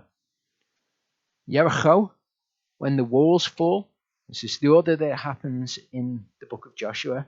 And then we have them coming to Ai, getting defeated. It being revealed it was because of Achan's sin, and then them going and taking the city of Ai. Then they build the altar at Mount Ebal. Again, this is the order that happens in the book of Joshua. They're actually commanded to do this as soon as they've crossed over the Jordan. So whether or not they did, and whether it's just like the first 5 books, it's out of chronological order in some places. This is the order it happens in the book of Joshua. Yahushua makes a covenant with the men of Givon. Yahushua speaks to Yahovah and commands the sun to stop in the midst of the heavens. Yahushua divides the land as he was commanded to. Yahushua appoints the cities of refuge at that point. The heads of the Levites come to Eleazar and Yahushua to ask for their cities from among the inheritance of the children of Israel, and they are given. Yahushua concludes the inheritance being given to all parties to whom it was due. Yahuwah gives Israel rest from their enemies all around. Pinchas investigates the building of an altar by the 2.5 tribes. Yahushua assembles Israel to speak to them about Yahuwah's place in their lives and where they're at. And then Yahushua dies at the age of 110. So I'm going to briefly go through some of those events to point you to some interesting things within it. Joshua 3 verse 7, Yahuwah said to Yahushua, "This day I begin to make you great before the eyes of all Israel, so that they know that I am with you, as I was with Moshe." So this is this theme that we keep seeing. Israel are going to know that I'm with you as I was with Moshe. Again, I'm with you as I was with Moshe. I'm going to prove it to the people, and the way that it's proven to them is when the Yarden, the Jordan, is stopped. Joshua 3:15-16 says, "And as those bearing the ark came to the Yarden, and the feet of the priests bearing the ark dipped in the edge of the water, now the Yarden overflows all its banks during all the time of harvest. That the waters came down from upstream, stood still, rose in a heap, very far away at Adam, the city that is beside Zarethan. And the waters going down into the sea of the Arafah, the salt sea, were completely cut off, and the people passed over opposite Jericho." Okay, so the way the people know the Yahuwah is with Yehoshua as well as he was with Moshe is with a sign remarkably similar to when Moshe held out the rod and the waters parted. We see these parallels between Joshua and Moshe. But as we've seen, Joshua is also like Yeshua, and he's this leader that the people of Israel begin to believe under. So we'll see these parallels where he's kind of like Moshe. He is also like Yeshua. Joshua 5:13-15, it says, "It came to be when Yehoshua was by Jericho that he lifted up his eyes and looked and saw a man standing opposite him with his sword drawn in his hand. And Yehoshua went to him and said to him, 'Are you for us or for our adversaries?'" This is remarkably similar to when the angel of Yahuwah appears to Moshe in the burning bush. And he said, "No, for I have now come as captain of the host of Yahuwah." And Yahushua fell on his face to the earth and did obeisance. He worships him because this is Yahuwah, and said to him, "What is my master saying to his servant?" And the captain of the host said to Yahushua, "Take your sandal off your foot, for the place where you stand is set apart." And Yahushua did so. And this is interesting because this is very similar to what happened at the burning bush, but this is actually different. Whereas Moshe was told to take off both of his shoes, here Yahushua is told to take off one. Again, perhaps suggesting this dichotomy which is present in Yahushua, which was not present in Moshe.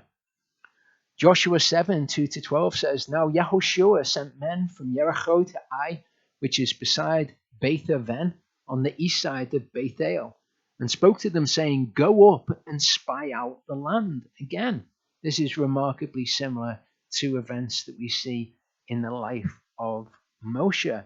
Here, however, the outcome is different under Yahushua's leadership.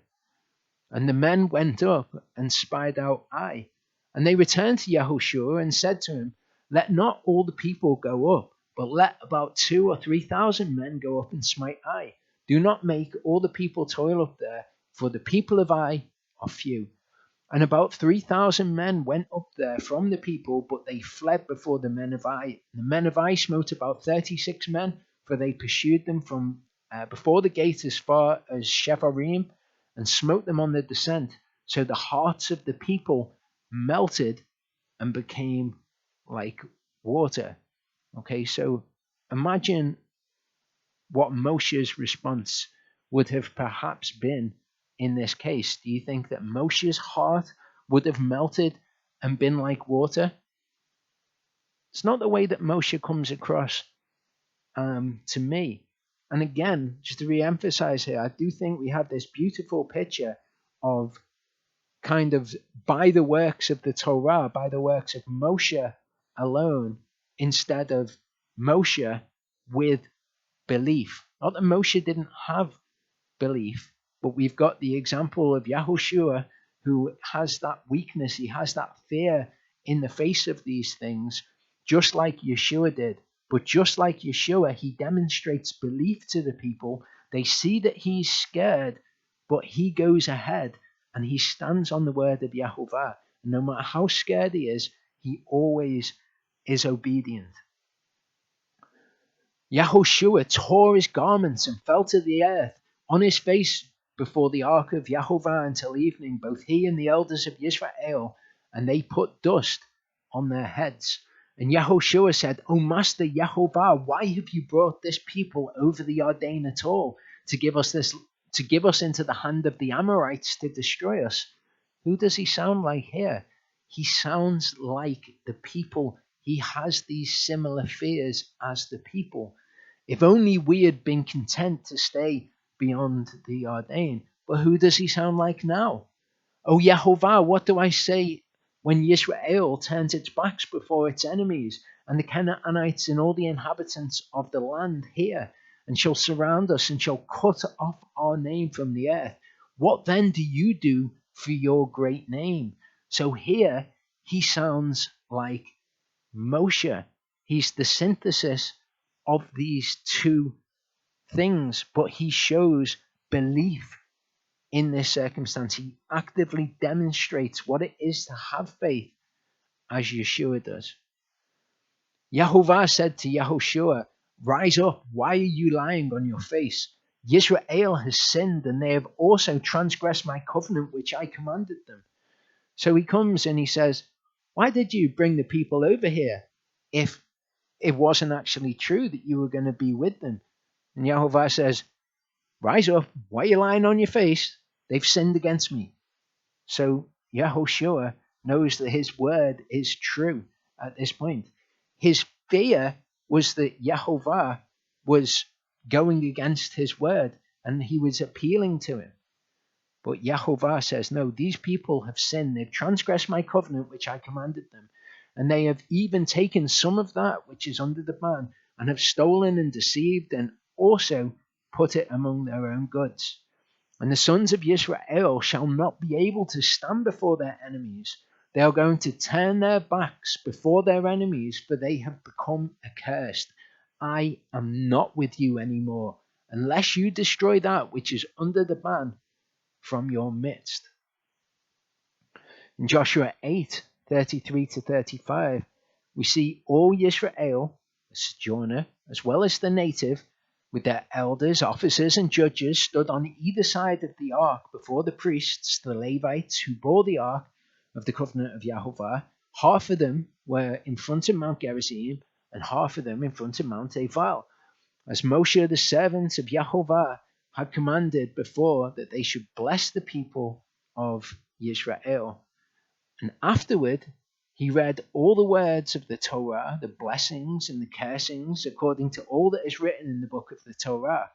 There was not a word of all that Moshe had commanded which Yahushua did not read before all the assembly of Israel, with the women and the little ones and the sojourners who accompanied them. These sojourners are mentioned twice, and this is something that we see in the book of Joshua. We really get to grips with the fact that to Yahovah, it doesn't matter your genetic lineage. It doesn't matter whether you are actually somebody who came from Abraham's loins. What matters is whether you follow the Torah. We see this with Rachav. Rachav is not an Israelite, but because she submits to Yahovah, because she is somebody who has faith, then she is accepted. We also see it with Achan. Achan is an Israelite, but he goes against the word of Yahovah and he is executed. And here we've got all of Israel present, and mentioned twice there are these sojourners who are with them, who can be a part of Yisrael. This is an enduring message of the scriptures, but we particularly see it in the book of Joshua. Joshua 9, 1-2 says, "It came to be when all the kings who were beyond the Jordan, in the hills and in the low country, and in all the coasts of the great sea towards Lebanon, the Hittite and the Amorite, the Canaanite, the Perizzite, the Hivite, the Jebusite heard, they gathered together to fight with Yahoshua and Yisrael with one accord." So, of course, Yahoshua undergoes great kind of military resistance, just as when they came to spy out the land, the spies were afraid of. But Yahoshua, showing that belief, said, no, Yahovah has said that he is going to be with us. And we see these events start to take place, and Yahoshua start to move through the land and have these military conquests. In Joshua 10, 6-13, it says, "And the men of Givon said to Yahoshua at the camp of Gilgal, saying, Do not withdraw your hand from your servants. Come up to us quickly and save us. Help us, for all the sovereigns, the kings of the Amorites who dwell in the mountains, have assembled against us." And Yahoshua went up from Gilgal, he and all the soldiers with him, and all the mighty brave men. And Yahovah said to Yahoshua, "Do not fear them, for I have given them into your hand. Not one of them does stand before you." Again, Yahovah is encouraging him here. Don't fear them. I've given them into your hand. Not one of them stands before you. So then Yahoshua came upon them suddenly, having gone up all night from Gilgal. And Yahovah threw them into confusion before Israel. And they smote them with a great slaughter at Givon, and pursued them along the way that goes to Beth Horon, and smote them as far as Azekah and Makedah. So here we see Yahoshua's belief. We see a circumstance wherein Yahovah does something which would not have even entered into Yahoshua's head as something that he might do. He might throw them all into confusion, that he would make them all attack one another, and all the other things that Yahovah describes as how he brings about these conquests. Sending hornets before the people, he acts in ways that Yahoshua could have never known. But it is enough for Yahoshua to know that he has said, "Do not fear, I am with you, they will not stand against you." He doesn't need all the rest of the details. A great lesson for us following his example. "And it came to be, as they fled before Yisrael and were on the descent of Beth Horon, that Yahovah threw down large hailstones from the heavens on them, as far as Azekah, and they died. There were more who died from the hailstones than those whom the sons of Yisrael had slain with the sword. Then Yahoshua spoke to Yahovah in the day when Yahovah gave the Amorites over to the children of Yisrael, and he said before the eyes of Yisrael, Sun, stand still over Givon, and moon in the valley of Ayalon. So the sun stood still and the moon stopped till the nation avenged itself upon their enemies. Is this not written in the book of Yashar, that the sun stopped in the midst of the heavens and did not hasten to go down for an entire day?" So in the face of all this belief, we see Yahovah responding with these great acts. He's sending hailstones from heaven, he's putting the people in confusion, and he stops the sun and the moon in the midst of the heavens.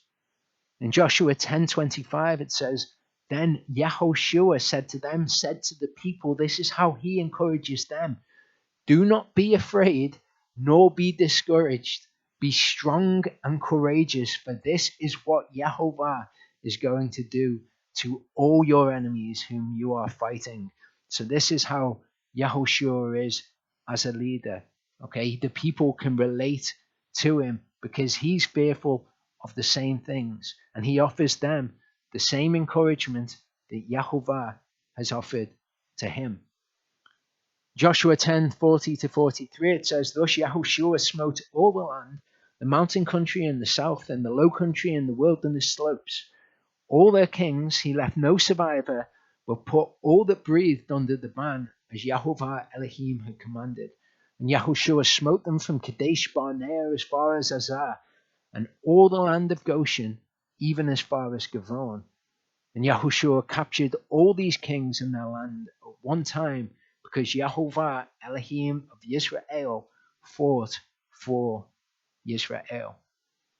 Yahushua returned, and all Yisrael with him, to the camp at Gilgal. You'll see them camping at Gilgal for a long time in the book of Joshua. Joshua 13:1-6 says, And Yahushua was old and advanced in years, and Yehovah said to him, You are old, advanced in years, and still much of the land remains to be possessed. This is the land that remains, all the districts of the Philistines and all the Geshurites, from Shechor, which is in front of Mitzrayim, and up to the border of Ekron, northward, are considered as Canaanite. The 5 princes of the Philistines, the Azathites and the Ashdodites, the Ashkelonites, the Gittites and the Ekronites, and the Avites. On the south, all the land of the Canaanites and the Me'arah that belongs to the Zidonians and to Aphek, as far as to the border of the Amorites, and the land of the Gebalites in all Lebanon, toward the sunrise from Baal Gad below Mount Chemon, as far as the entrance to Hamath. All the inhabitants of the mountains from Lebanon, as far as Mishrefoth Maim, and all the Sidonians, I myself drive them out from before the children of Israel, only divide it by lot to Israel as an inheritance, as I've commanded you. So basically he says, look, Joshua, you're getting old. There's a lot of this fight left to fight. Let me sort that out. You divide this now by lot to Israel as an inheritance. A command that we saw given in this Torah portion, and we will learn more about next Torah portion next week. Joshua 14 verse 1 says, Now these, the children of Israel, inherited in the land of Canaan, which Eleazar the priest and Yehoshua son of Nun, and the heads of the fathers of the tribes of the children of Israel, caused them to inherit. And we hear about this. All the congregation of the children of Israel assembled at Shiloh, and they let the tent of meeting dwell there, and the land was subdued before them. 7 tribes were left among the children of Israel who had not yet shared their inheritance. So Yahushua said to the children of Israel, Till when are you going to fail to go in and possess the land which Yehovah Elohim your fathers has given you? Appoint 3 men from each tribe, and let me send them out to go through the land and describe it according to their inheritance, and come back to me. So this is kind of like the sin of the sending out of the spies at the sin of the spies, but it's different. Here 21 men are sent out, 3 from each of the 7 tribes. And he says that he wants them to describe the land and come back to him for the purpose of him dividing it by lot. And they shall divide it into 7 portions. Yehudah stays within their borders on the south. The house of Yosef stays within their border on the north. And you shall describe the land in 7 portions, and shall bring it to me. Then I shall cast lots for you here before Yehovah our Elohim. But the Levites have no portion among you, for the priesthood of Yehovah is their inheritance. And Gad and Reuven and half the tribe of Manasseh have received their inheritance beyond the Jordan on the east, which Moshe the servant of Yehovah gave them. Again, we'll see that next week. So the men rose up and went, and Yahushua commanded those who went to describe the land, saying, Go, walk through the land rather, and describe it. Come back to me, and let me cast lots for you here before Yehovah in Shiloh. And the men went and passed through the land and described it in a book in 7 portions by cities. And they came to Yehoshua at the camp in Shiloh. And Yehoshua cast lots for them in Shiloh before Yehovah. And Yehoshua divided the lands of the children of Israel according to their portions. Joshua 19:49-50. When they had ended dividing the land as an inheritance according to their borders, the children of Israel gave an inheritance to Yehoshua, son of Nun, in their midst.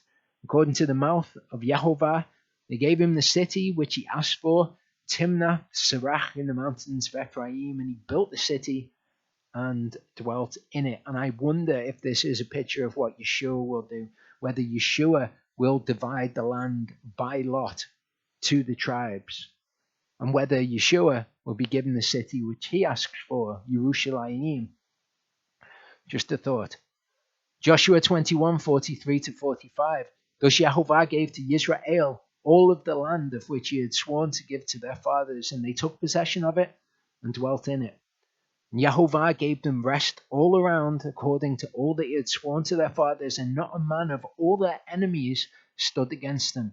Yehovah gave all their enemies into their hand.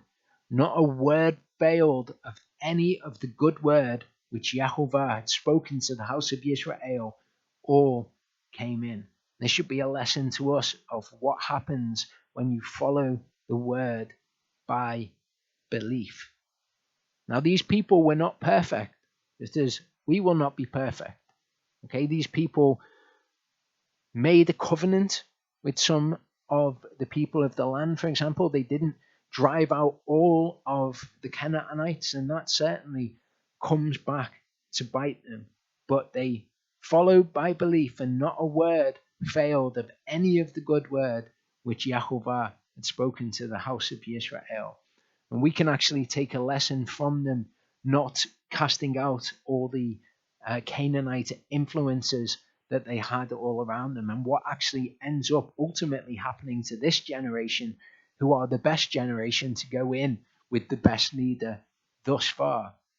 Yehovah willing, we will be the all-round best generation to be led into the land with the actual best leader, Yeshua.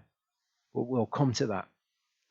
Joshua 22:1-6 says, Then Yehoshua called for the Reubenites, the Gadites, the half-tribe of Manasseh, and said to them, You have guarded all that Moshe the servant of Yehovah commanded you, and have obeyed my voice in all that I commanded you. You have not left your brothers these many days up to this day, but you have guarded the charge, the command of Yehovah, your Elohim. So they had to go, the wives and their children could stay behind on the other side of the Jordan as long as they went and they fought with the other tribes. And this is what's being acknowledged here.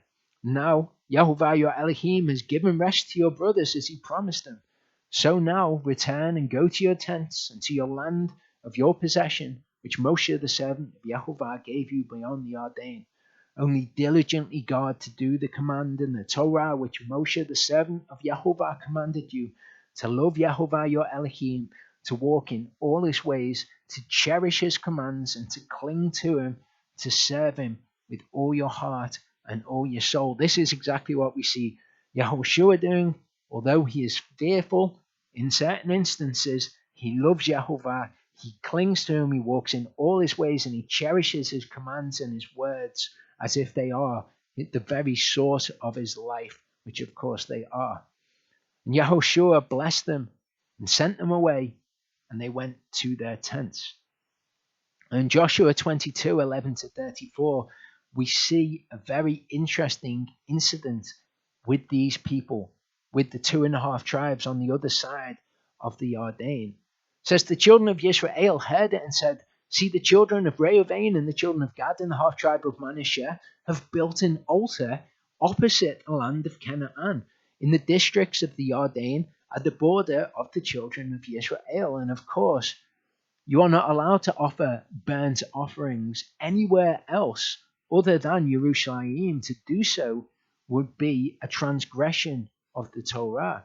And when the children of Israel heard, all the congregation of the children of Israel assembled at Shiloh to go to fight against them. So the children of Israel sent Pinchas, here he is again, Pinchas, son of Eleazar the priest, to the children of Reuben and to the children of Gad, to the half tribe of Manasseh, into the land of Gilead. So he goes now with these 10 rulers to investigate what has happened with these 2.5 tribes on the other side of the Jordan. 10 rulers with him, 1 ruler each from the chief house of every tribe of Israel, and each one was the head of the house of his father among the divisions, or the Sebaot of Israel.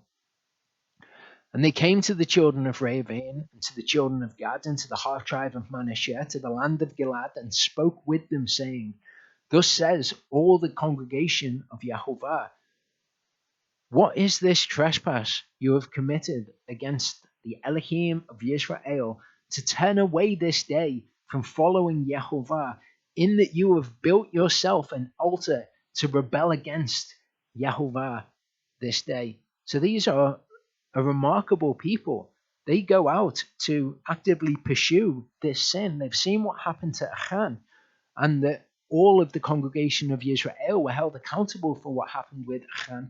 And now these people are zealous. And we've got them here led by Pinchas coming to these 2.5 tribes saying, what is this that you have done?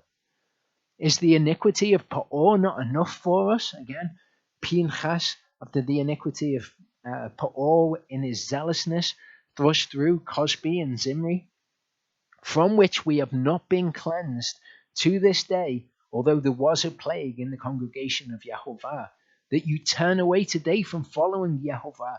And it shall be, if you rebel today against Yahovah, that tomorrow he is wroth with all the congregation of Israel.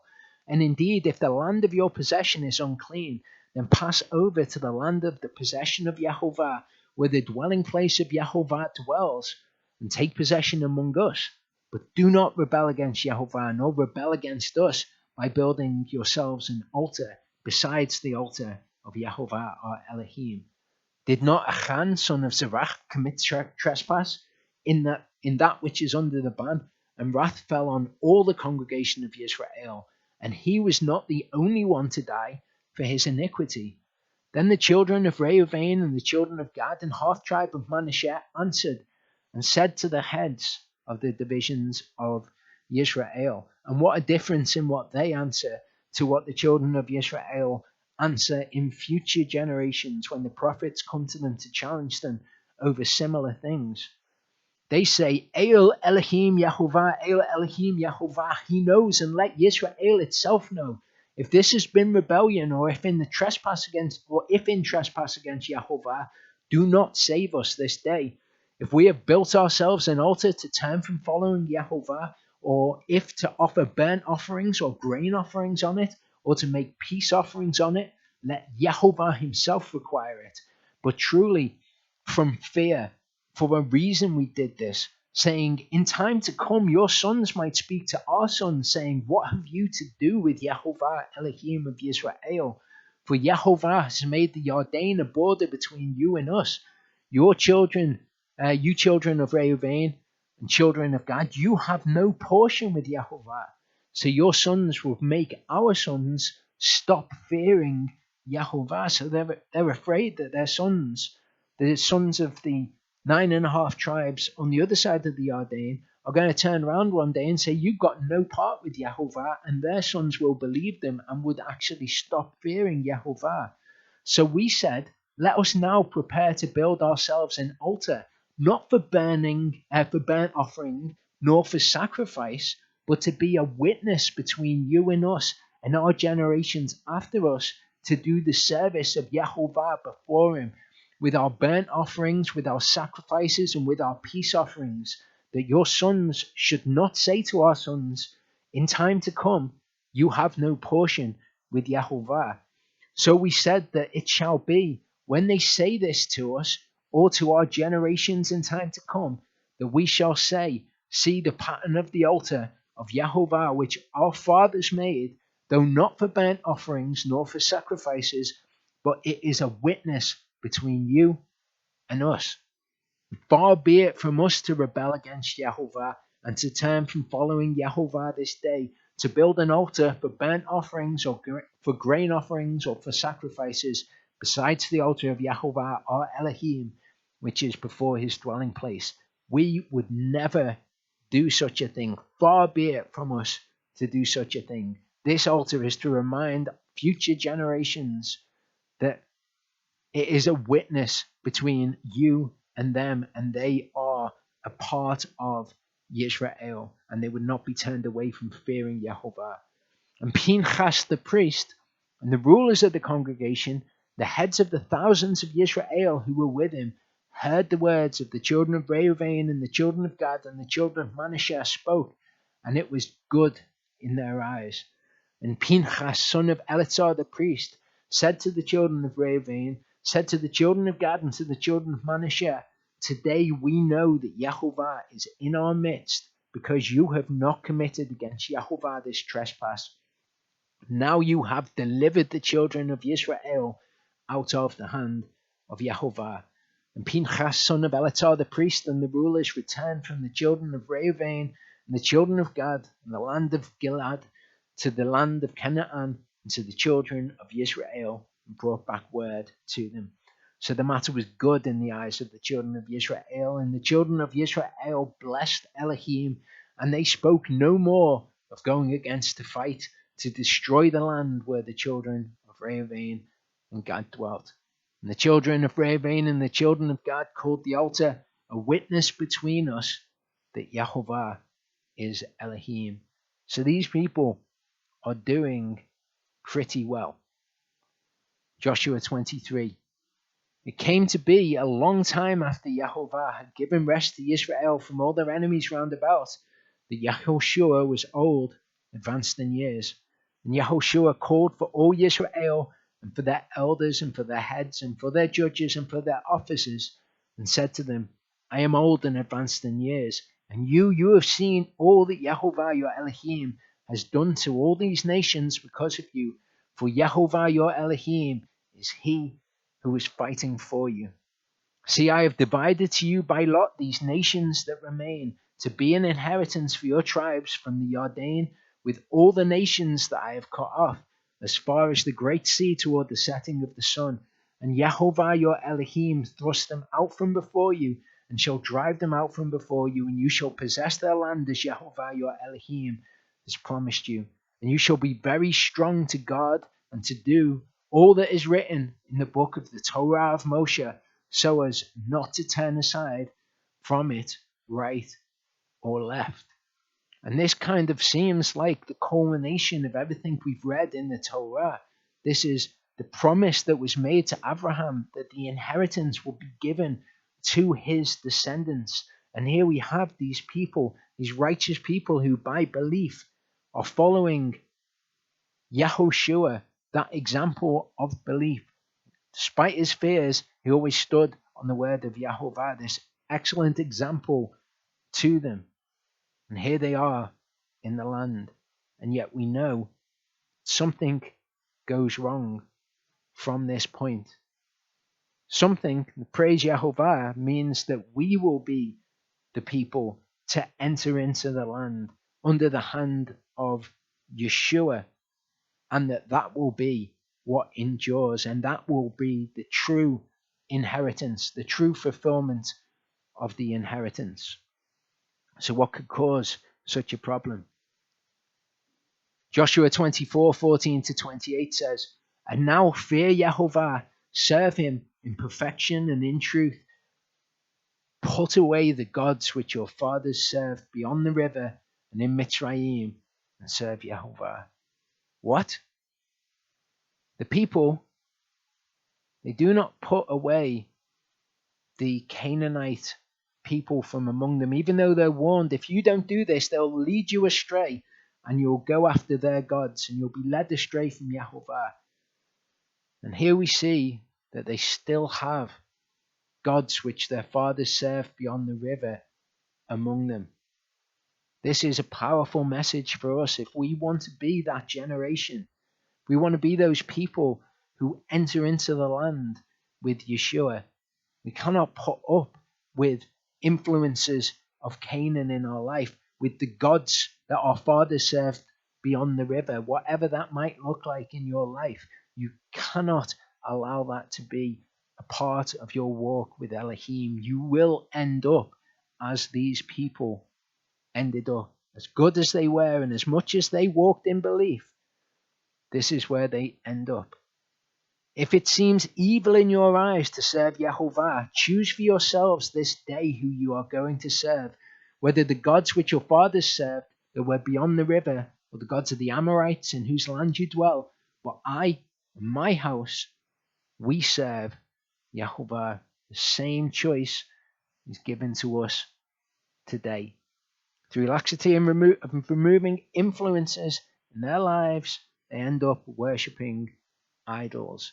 We have to be diligent that the same doesn't happen to us. If you have things in your life which you know should not be there, and you do not remove them, do not expect that you're going to be the special person that this doesn't happen to, because that is not the teaching of Scripture.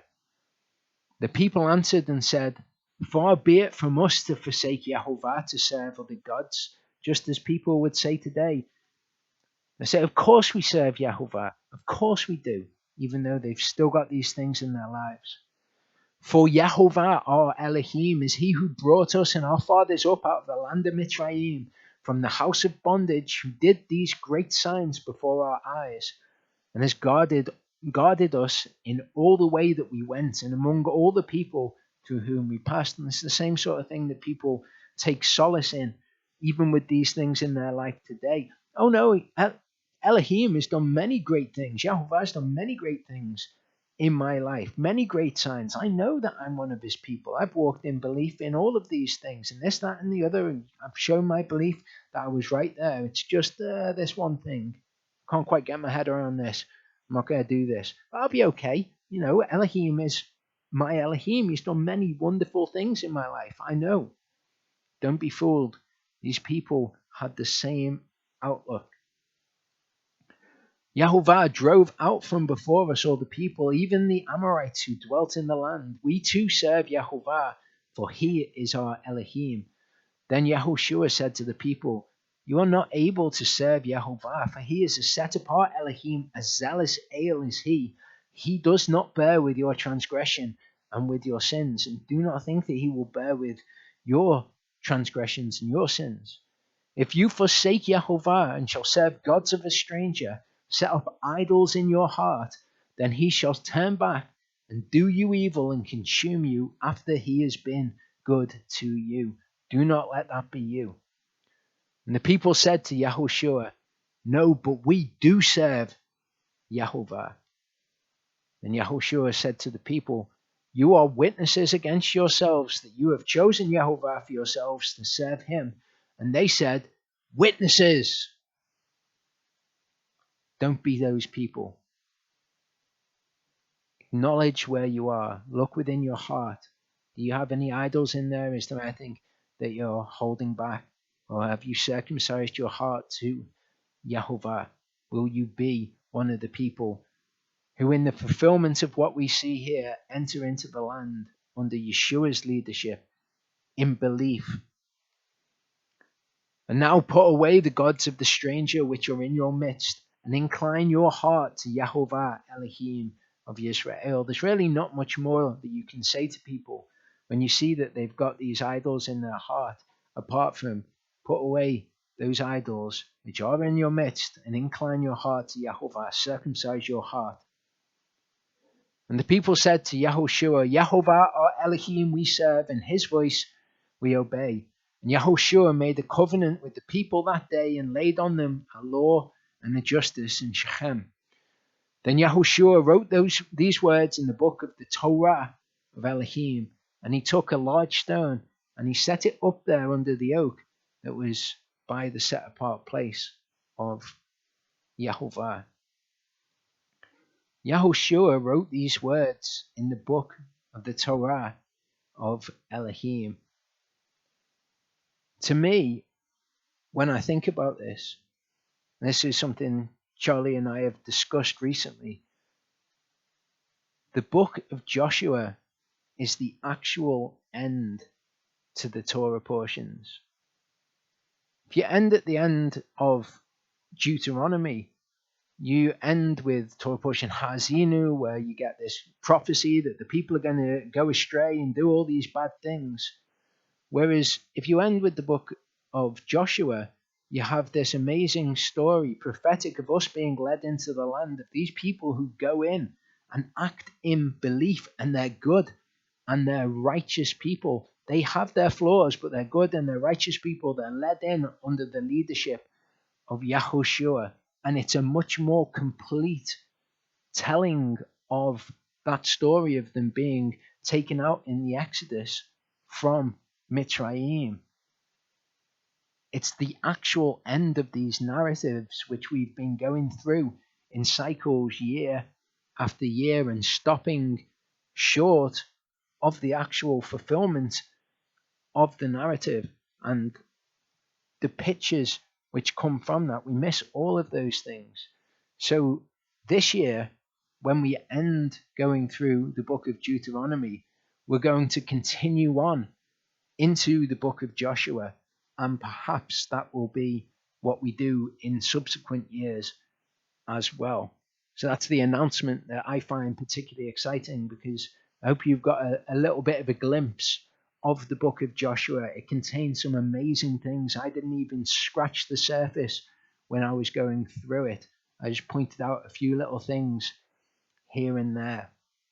Another announcement for anybody who's in the UK who attends the fellowship: we will be meeting back at the hall from the 4th of July onwards.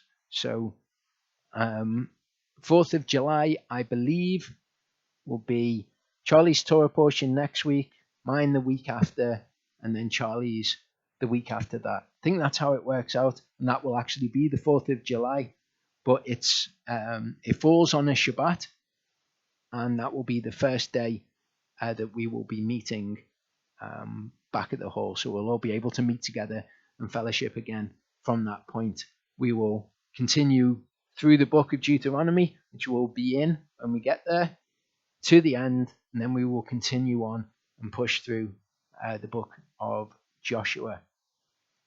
And Yahushua said to all the people, "See, this stone is a witness to us, for it has heard all the words of Yahovah which he has spoken to us, and it shall be a witness against you, lest you lie against your Elohim."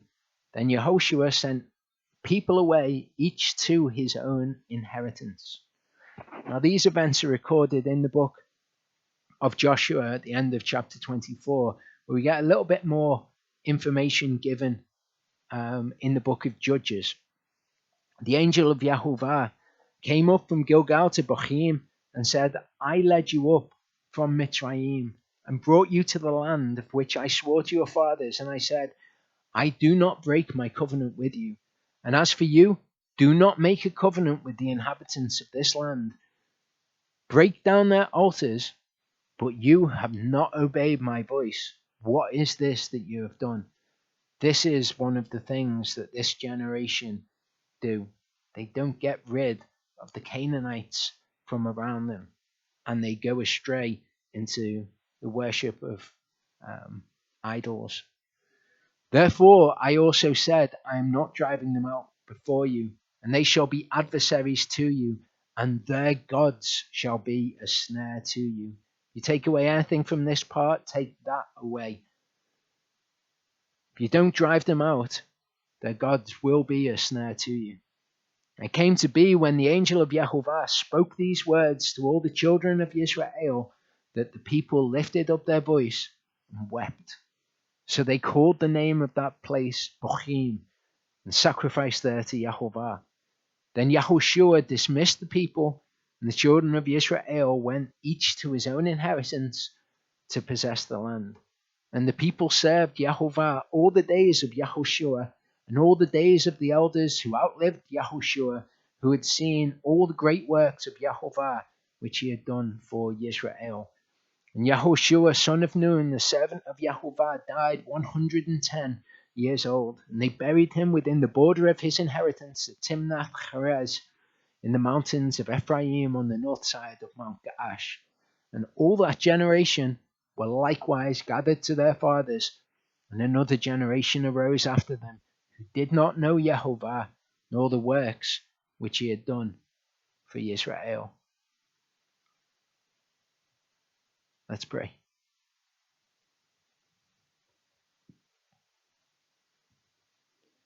Father, I thank you for your word.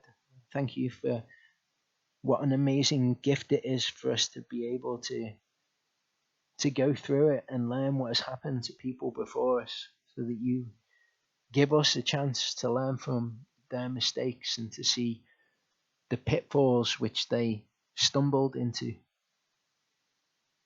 I thank you, Father, for the sign of the covenant. I thank you for the covenant that you made with Abraham, and that we can be a part of that, and that the inheritance is promised to him too. And I look forward to the day when that promise that you made to Abraham is finally fulfilled, and we've inherited the land, and all causes of sin, all sinners will be removed. Thank you for your amazing promises, and thank you that we get to be a part of them. We get to be a part of your words of life. Thank you, Father.